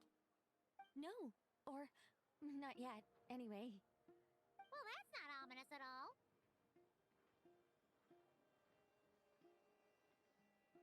Not for the time being. Just think of this as a general check-in to make sure this communication system is still running smoothly. Besides, it's good to chat once in a while if we want to maintain our friendship. You could have just said so. Haven't got all worked up for nothing. Still, the best friendships are built through face-to-face interaction, you know. It's never gonna stop being weird having tea with you when you're not there and just talking to thin air. All right, fair point. I'll bear that in mind for next time. Yeah. Any update on that crisis at the world's borders? Alice just informed me that they had their work cut out for them. And now everyone's thoroughly exhausted. But they did finally get things back under control. Still, we can't let our guard down yet. The disruption caused by this disaster has made Teyvat easier to detect from the outside universe. She plans to wait for things to stabilize, then reschedule her Mondstadt vacation plans. As for me, I agree with Hat Guy's perspective. This is a time when many new variables are emerging, and the situation is changing constantly. Plus, most of this change is for the worse. We have to remain vigilant and ensure that the embers of chaos are not rekindled. I did notice that the energy in Nodcry changed somewhat after the War of Funerary Flame, but since it was still aligned with the Light Realm, I never gave it a second thought. It looks like I'll have to examine the connections between phenomena I observe more closely in the future. Just doing my duty. It's more or less second nature by now. Of course. To give you the full picture, I'd have to start with the substance from which angels were formed. Never mind. Paimon's right. Showing off my knowledge would be much more satisfying in person. By the way, you did receive the gifts from the Hexen Circle, yes? I'm not trying to claim credit or anything, but my pride demands that I at least mention it. They're quite similar to the protective talisman that Alice gave Dory, but with some very special enhancements. Oh! So that's what kept our friends safe when Dotori trapped them. Indeed. We went to great lengths to make sure they were invisible to his eyes. I'm so happy they came in handy. Still, not fishing for gratitude, by the way. I just want you to be aware that sometimes your friends may be protecting you in ways you cannot perceive. Anyway, I'll contact you if anything else crops up. If not, you know what they say, no news is good news. Oh, my angelic instincts are tingling. They say you should head to the docks next. Your friends are about to board their ship home.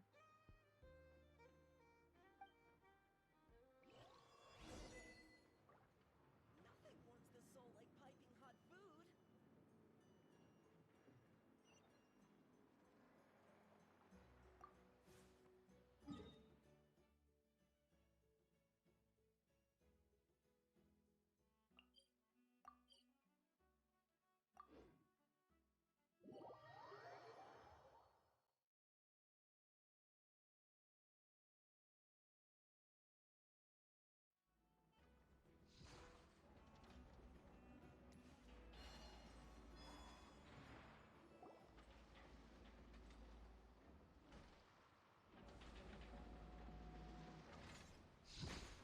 You're here. You're here too, Hat Guy. Are you heading back together? No. I'm bound for Sumeru, and she for Fontaine. We just happened to cross paths at the harbor. Everything seems fine. Sandrone may have an abominable temper, but she's always been very responsible with important calculations, and things entrusted to her by valued friends. You always speak as if you know us inside out, Mr. Hat Guy. Maybe I'm just a good judge of character. I certainly hope that's all there is to it. Regardless, you have been a significant help in this matter. For that, you have my gratitude. I didn't do anything special. Sandrone's the one who completed a seemingly impossible formula and turned the tide of the entire battle, even giving her life in the process. She's the one we should be thanking. Even we were unaware that Sandrone had hidden the real formula inside Polonia's body. She managed to fool Dottore into thinking the formula was running in her system by installing an identical-looking decoy within her.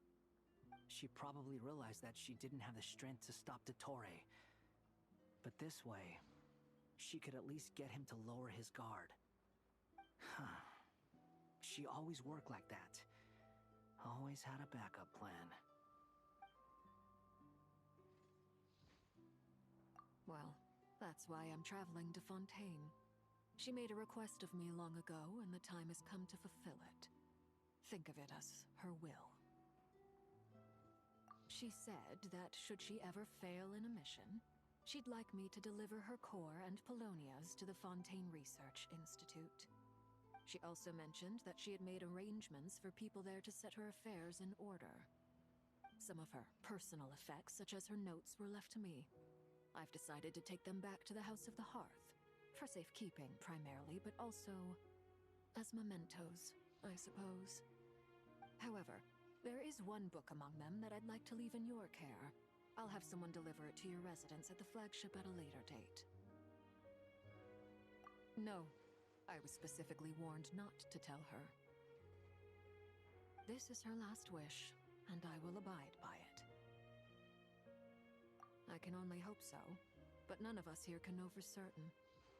I bade farewell to Columbina earlier today. As promised, she turned the iridescent moon's marrow over to me. She spent a long time with Sandrone's body, saying her goodbyes. Oh, is she alright? Sandrone's passing has left a great wound in all of our hearts. It will take time to heal, but Columbina surprised me. She offered me some words of comfort before I departed. Despite being grief-stricken herself, she showed an awareness of the feelings of others around her. She never used to act like this. Clearly, she has grown. And I suspect that we have you to thank for much of the change we are seeing in her. Huh. After these recent events, the Tsaritsa has revoked the Pale Star Edict. Snezhnaya now realizes that the arrest warrant for Columbina was just a ploy by Dottore, who coveted her powers. I shall return to Nodcry to see her as soon as I find the time. I hope that from now on, she too will explore more of the world. Columbina Hyposelenia's journey is only beginning. My ship is here. Traveler, Paimon, we shall meet again. You too, Hat Guy. What are you still bumming around for? Isn't Columbina waiting for you? I thought today was the day you'd agreed with her to go find out the truth about your sibling. You're afraid you won't like the truth when you see it. Well, this is new. I was starting to think that nothing could scare you. Don't say that! Wouldn't you be if you were in this situation? Fair point. But I'd say I have more experience facing up to unpleasant truths than the Traveler. They say blood's thicker than water. I know how much you need your family back. More than you need any of your friends. And I'm sure that all your real friends understand that too. No matter what the truth turns out to be, they will stick by you and support you, whatever decision you make. Finding the truth is important. But more important still is what you choose to do once you've found it. At least, that's the life lesson I've learned from my experience, grappling with the truth. What? Now that Dottore's dead and gone? A little, I guess. But it hasn't solved everything. Maybe I regret not getting to end his life with my own hands. Or maybe it's something else. But for whatever reason, I still feel like I have a chip on my shoulder. Either way, I'm going back to Sumeru. Lesser Lord Kusanali is gonna need help dealing with all the chaos Dottore left in his wake. Not just from this incident, but everything he did in the past, too. You should continue with your journey, as you've always done. Who knows? Maybe we'll meet again someplace else. So, what should we do now? If you want to explore a bit more to steady those nerves, Paimon's game! After all, when Columbina said she knew where your ship was hidden, Paimon promised to give you two some alone time with the truth. It hasn't been all that long since we were last apart, sure, but with Columbina there, Paimon's sure things will be just dandy. Ain't no biggie. Paimon might be all about that food and fun, but she knows how to do right by people. Paimon's sure you'd prefer to digest the news about your sister in peace. But, no matter what you see, just know you can share it with Paimon. Of course, as long as it's not super private. If you can't make sense of something, let's give it some thought together. And even if we both can't figure it out, Paimon can at least treat you to a nice meal. Glad to hear it. Feel better now? Alrighty.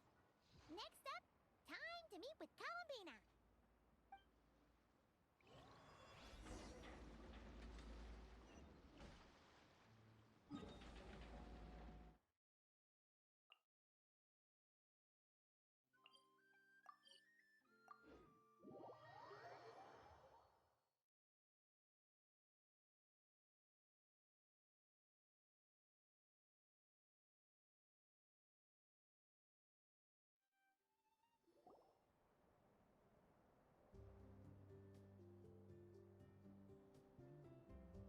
Columbina, we're here! Can't quite believe we're meeting out here. We've gotten used to walking over to Silver Moon Hall whenever we go see you. Well, you're still welcome to go there whenever you want to see me.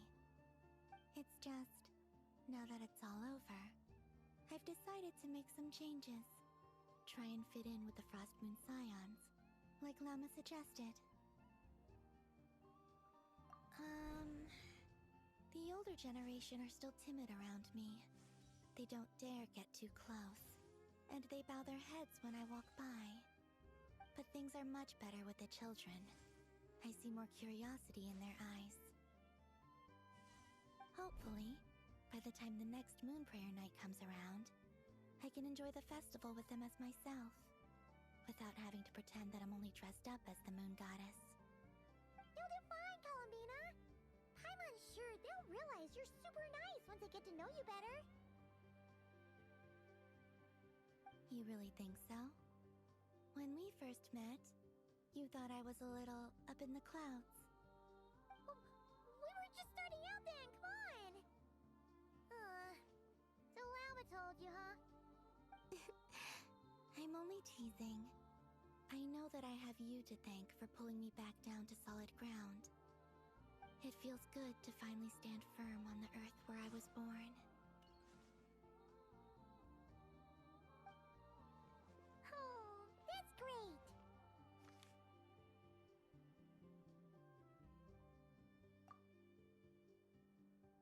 Thank you. I'll make sure not to lose it this time. Well then, are you ready? Lumine, what happened to our spaceship back then? Why did you leave? It's time to learn the truth at last. Ready as I'll ever be. Good. Then let me open the way for you.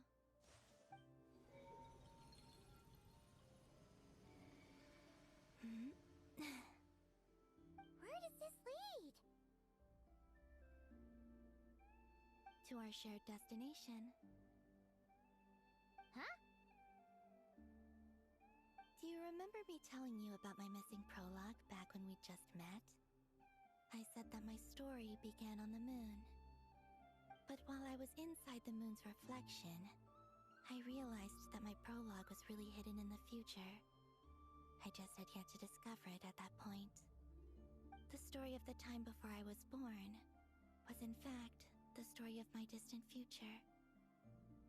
It's truly fascinating. But when I obtained the Trilunar Authority and returned to our present reality, I sensed something I hadn't expected. Your prologue. So you mean... Yes, your spaceship.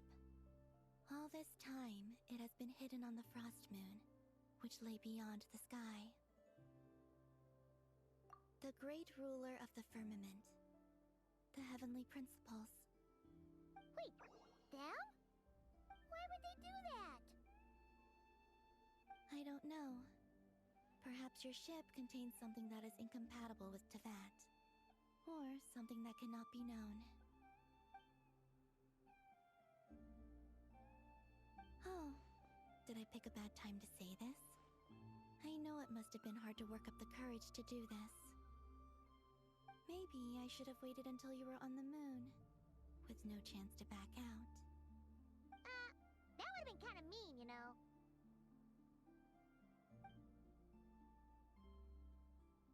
Take me there.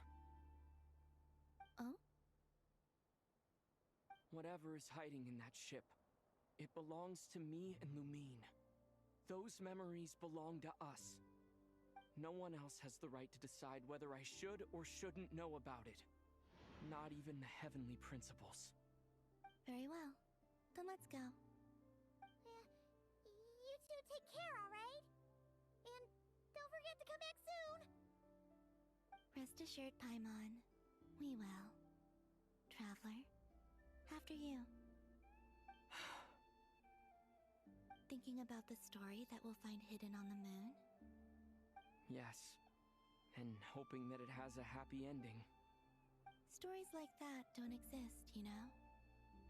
You don't believe in happy endings?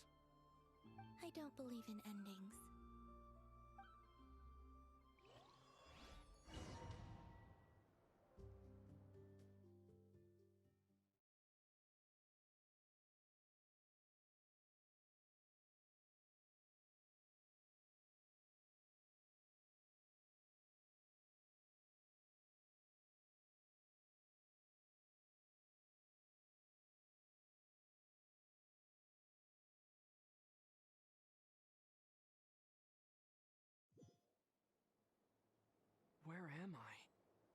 is the pathway I built between Teyvat and the Frost Moon. The moon is very far away from us, so it could be a long journey.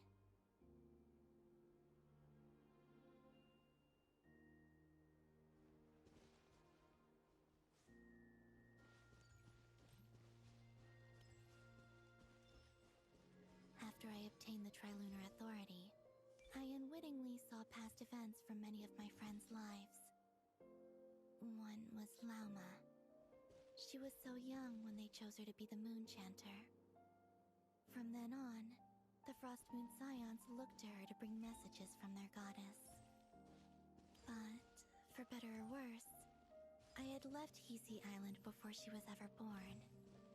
It was not until much, much later that she met me. I think it's for the best. Because of the way things turned out, you had the opportunity to become friends. You're right. In that sense, I think we were both very lucky.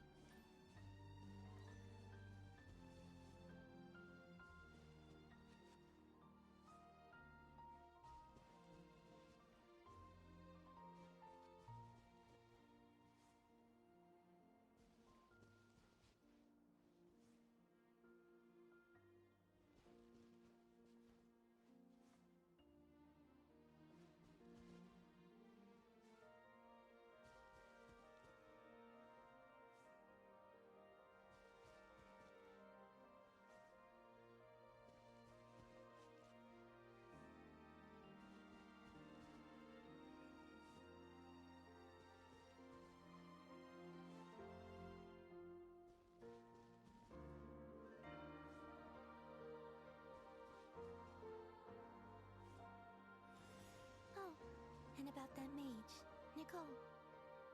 I only recently learned that she has lived in Teyvat since the time of the Three Moon Sisters. The Moon Goddesses always had a good relationship with the angels. I suppose our friendship continues that tradition.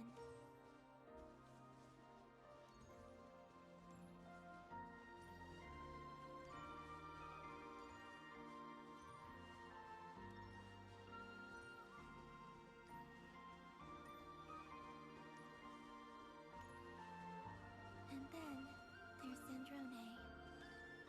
I never knew that much about her, beyond the fact that she was created by someone called the Lord Artificer. She, too, suffered for a long time before joining the Fatui.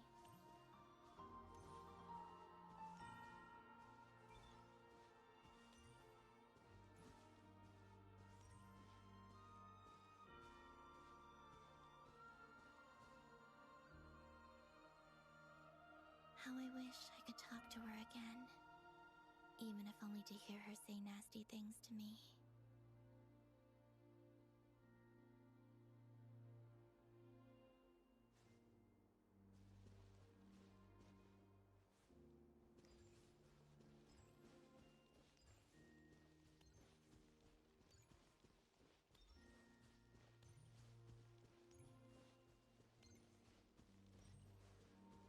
Also, I saw your sibling's story. I'm afraid I didn't see much. It seems that she rarely came to the surface, where the moonlight shines. But I did notice that back when you first set out on your journey, she would often appear nearby, gazing at you from afar with a guilty look in her eyes. Lumine.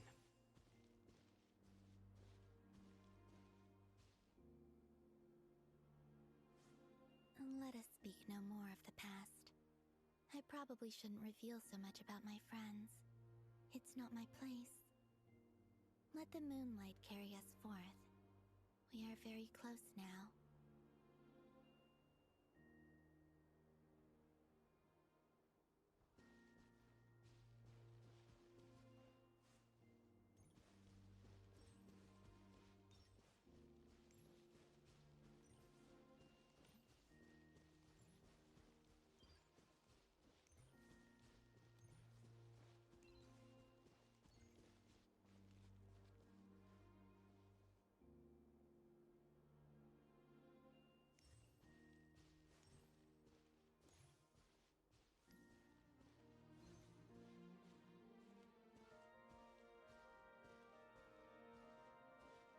after this, I'd like to bring some kuhenki to the moon as well. If they're willing, of course. What about your other friends? Will you bring them to visit too? Certainly. But I'll need to tidy the place up first. This home hasn't received any guests in a long, long time.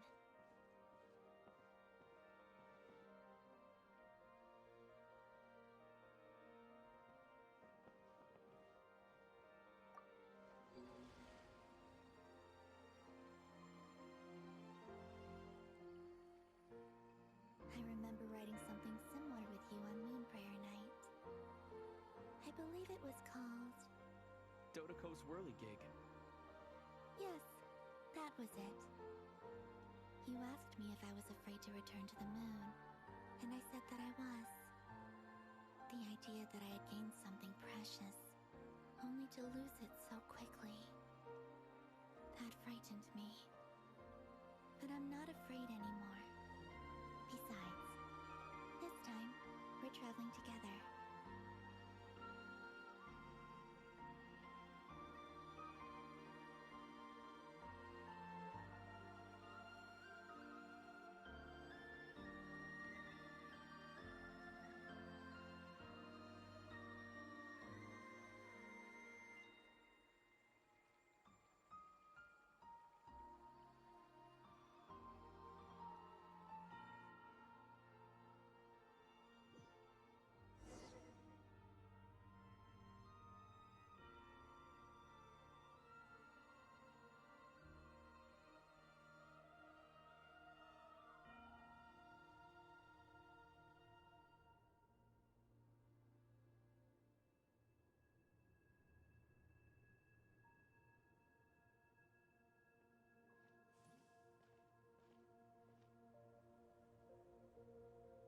We're here.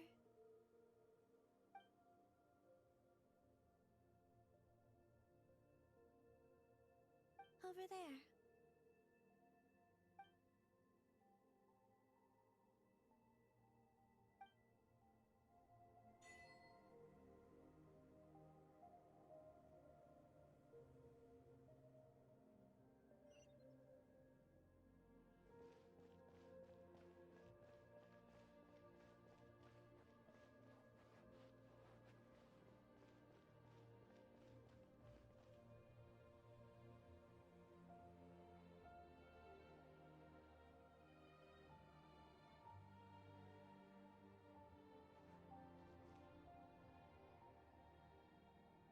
Our spaceship. It's huge. I suppose that the moon is the only place one could hide it. It'll be alright.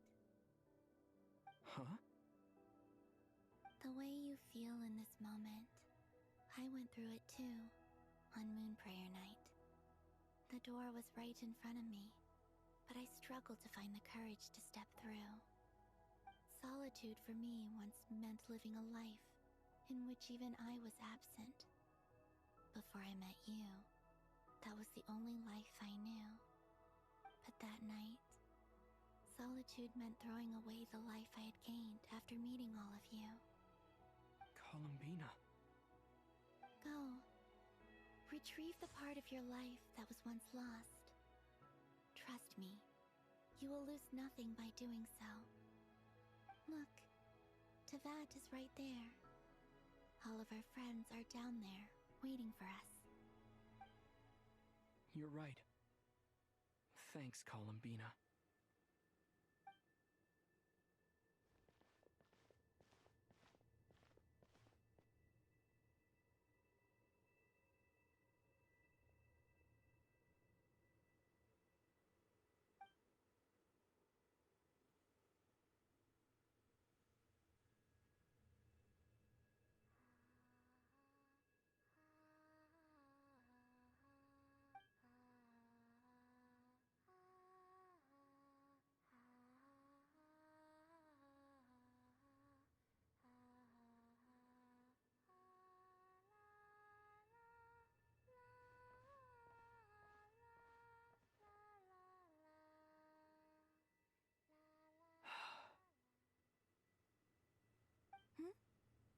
Finished? Yeah. Why did you take your eye mask off? Well, since my return, I've decided to take more opportunities to see the world with my own eyes. Besides, I've always wondered how Teyvat looks from the moon. And what do you think? It's beautiful. I could spend a whole day here just gazing at it. What about you? What do you think of the truth you found? I haven't looked at another person's expression in a long time, but I think yours is saying it was neither good nor bad. Keep this up, and it won't be long before you give Nephra a run for her money. Oh, I don't think that's going to happen. I'm much more used to sensing what's going on around me with Kuvaki. I think I'll save my eyes for seeing special moments I really want to remember. I read the spaceship's flight logs. I always assumed that this was my first time in Teyvat. I thought that Lumine and I must have been hibernating in space for centuries on end. But the logs show that our spaceship flew over the skies of Teyvat once before. A long, long time ago. Flew over? So you didn't land? No, the ship barely came to a stop before flying on again. After that, it continued traveling through space for a long time. Some of the data is corrupted, but I suspect that it kept flying for thousands of years. It was only after that that the ship made a forced landing in Nodcry. When Lumine found me, she came from outside the ship. Could this mean that she left the ship long before I did? Maybe even during our first pass over Teyvat. Are you alright? Yes, I can feel that the truth is coming together, one small piece at a time. I remember Lumine telling me that when she first arrived in Conria, she could not recall the past. So this might be something that even she doesn't know. Here, I made some space for you. Your mind must be racing, and this seems like the perfect place to relax and clear your head. Oh, wait, there's one more thing. What is it? Wait here a moment.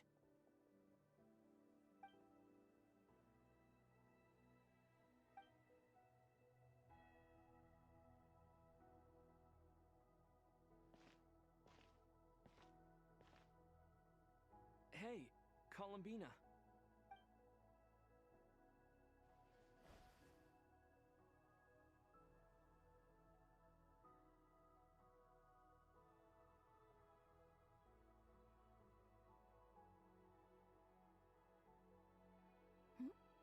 Is that a new outfit? An old one, technically. It's been in a cabinet inside the ship this whole time. It's a matching pair with Lumine's. She always liked this set more. Huh. I don't think there's a huge difference. Really? Yes, it's still the same you. You're the same person, no matter what clothes you wear. Only Columbina would make an observation like that. Traveler, do you consider Teyvat your home? Home is wherever Lumine is. But then after all the time I've spent here, and everything I've been through, yes, I'd say it's my home. Would you change your answer if Teyvat changed appearance? I mean, if the truth about Teyvat turned out to be different than what you thought. I don't know, but I don't think so. The truth is not what matters most to me about Teyvat.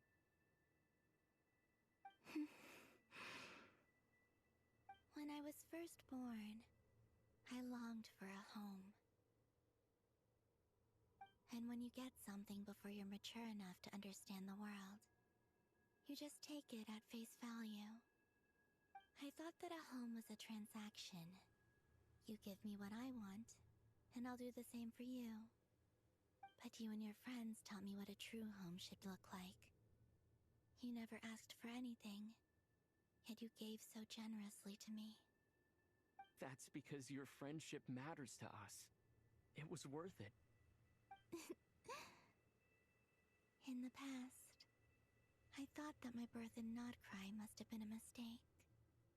But after journeying to the distant past where the story began, I realized that it was I who chose Nodcry to be my future home.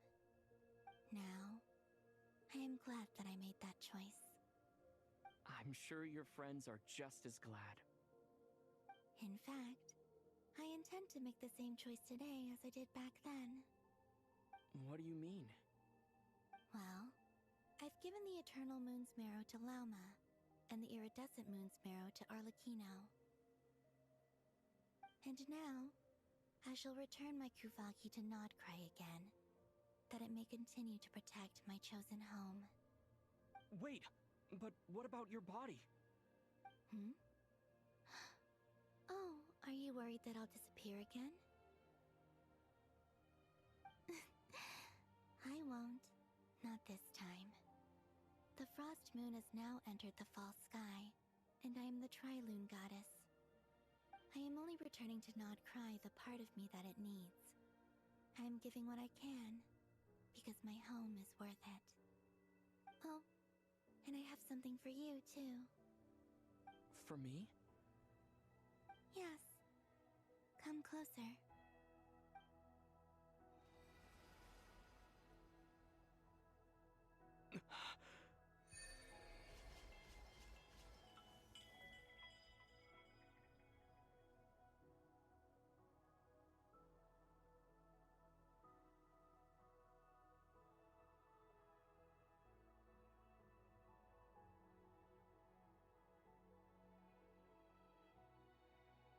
What was that?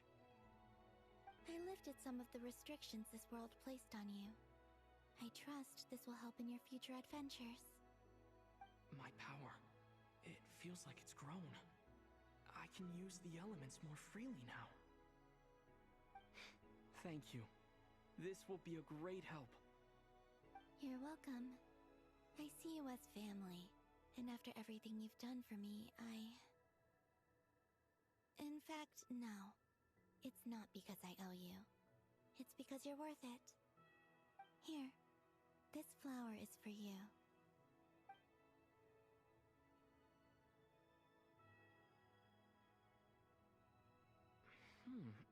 Isn't this a moon prayer blossom?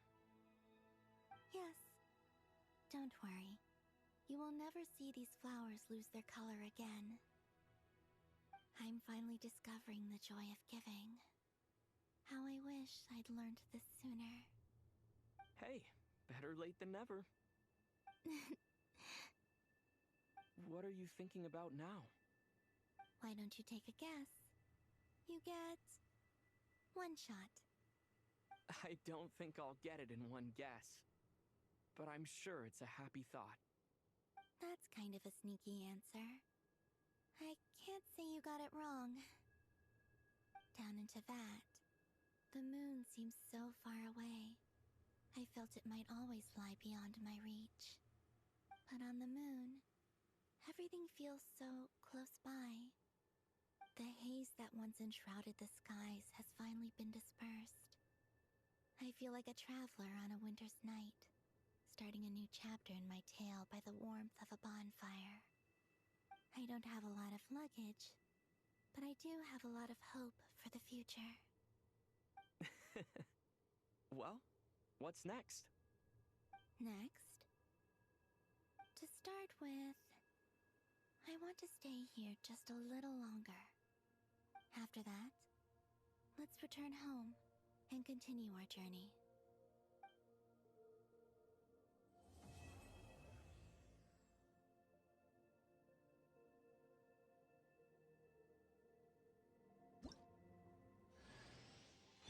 These clothes bring back so many memories.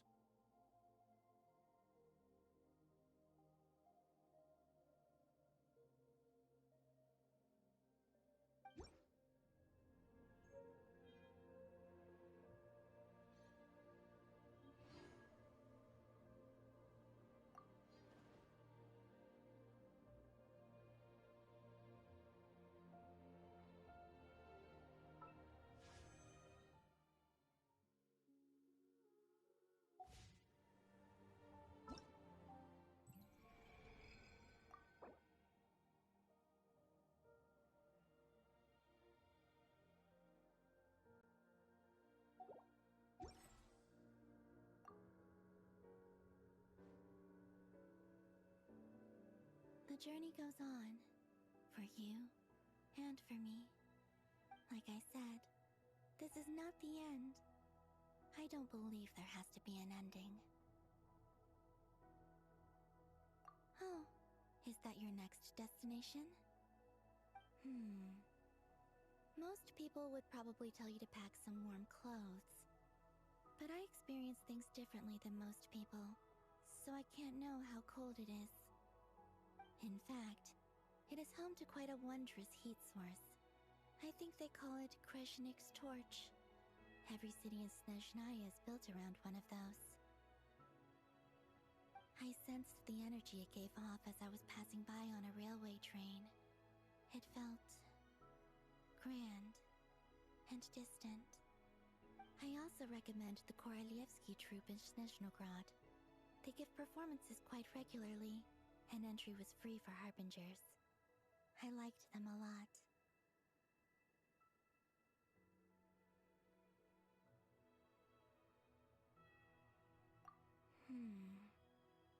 Ice cold and sharp. Crystal clear in some ways, yet profoundly unfathomable in others. Like the thick layer of ice on top of a frozen lake. That's just the impression that Tsaritsa gives me. I was never able to glimpse what truly lies beneath that icy exterior. In fact, I don't think the people of Snezhnaya even know what kind of power their god wields. Maybe that's because the Tsaritsa herself has never acknowledged, nor accepted that power. There's Regrator, the Rooster, and the Jester. Between them, they control a lot of what happens in Snezhnaya, but I can never wrap my head around how exactly power is split between them. I just know they are each responsible for many specific domains. I noticed that the Rooster and Regrator often appear to get along on the surface, while working against each other in secret, and theirs is not a friendly rivalry. But I wasn't particularly interested, so I tended to keep my distance. Now that I think about it, the term Mistelton often seemed to come up in connection with Project Stuja.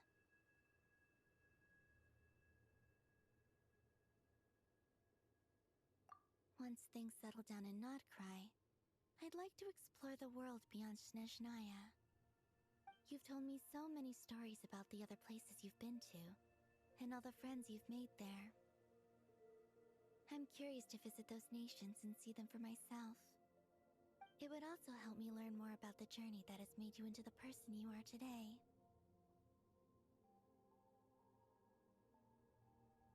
Okay. As you continue on your journey, don't forget to gaze up at the moon once in a while. It is, after all, no longer an illusion. It shall cast down its true moonlight, connecting us in truth.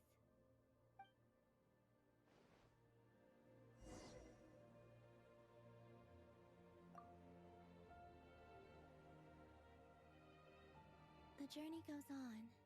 Like I said, this is not... Okay, it shall cast...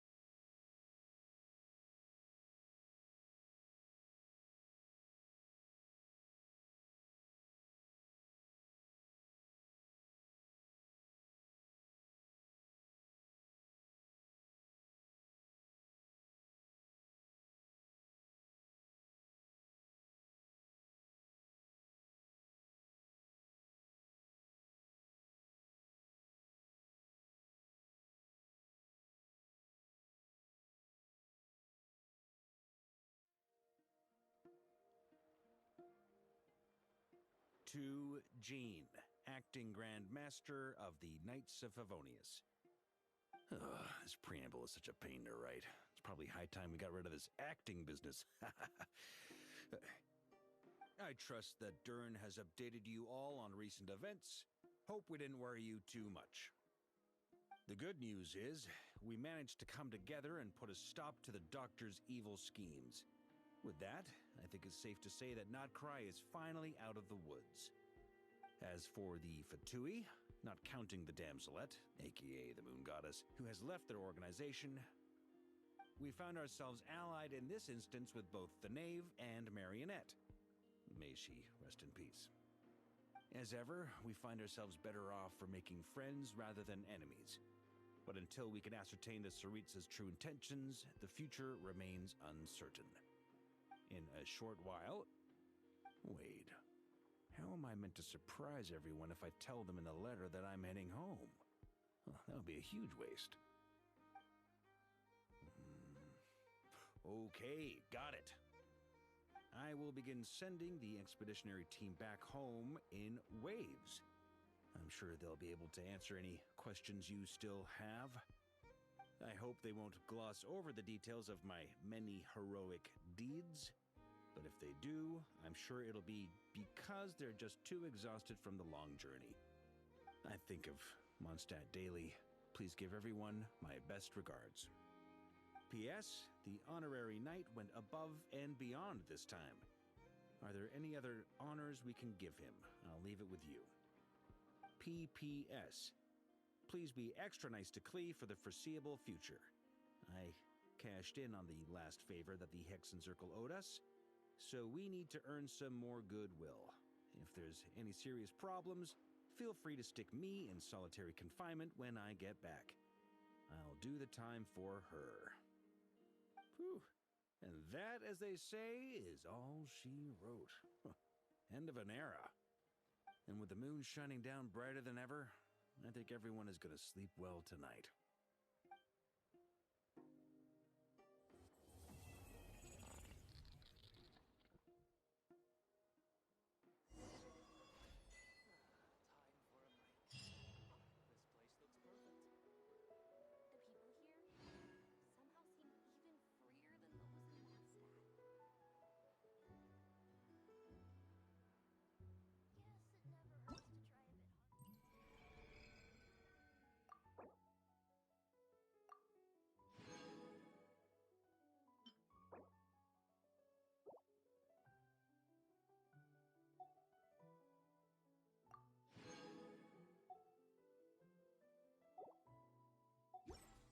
I don't sing for anyone in particular.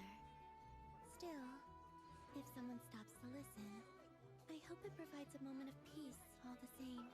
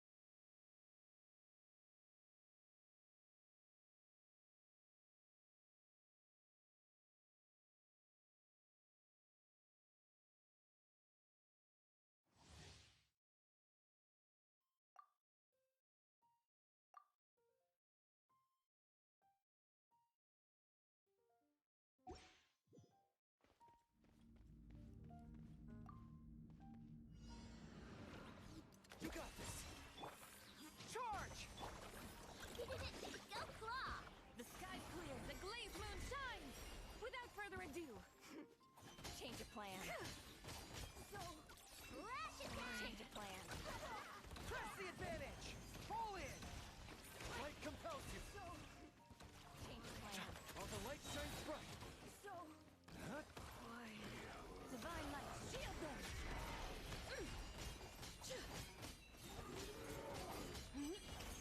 Foolish and ignorant, smite to death! Look, the rainbow! Rally! Advance! Be gone, shadow of darkness!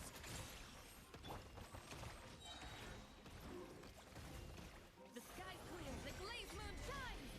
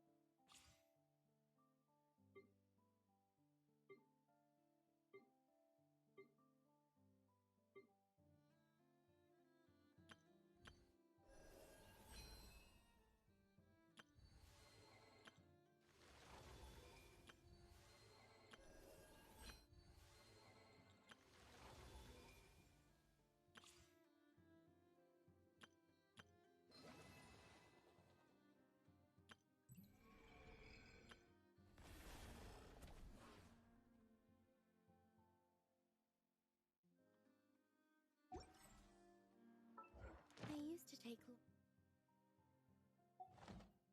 walks in Silver Moon Hall every day, so don't worry about me.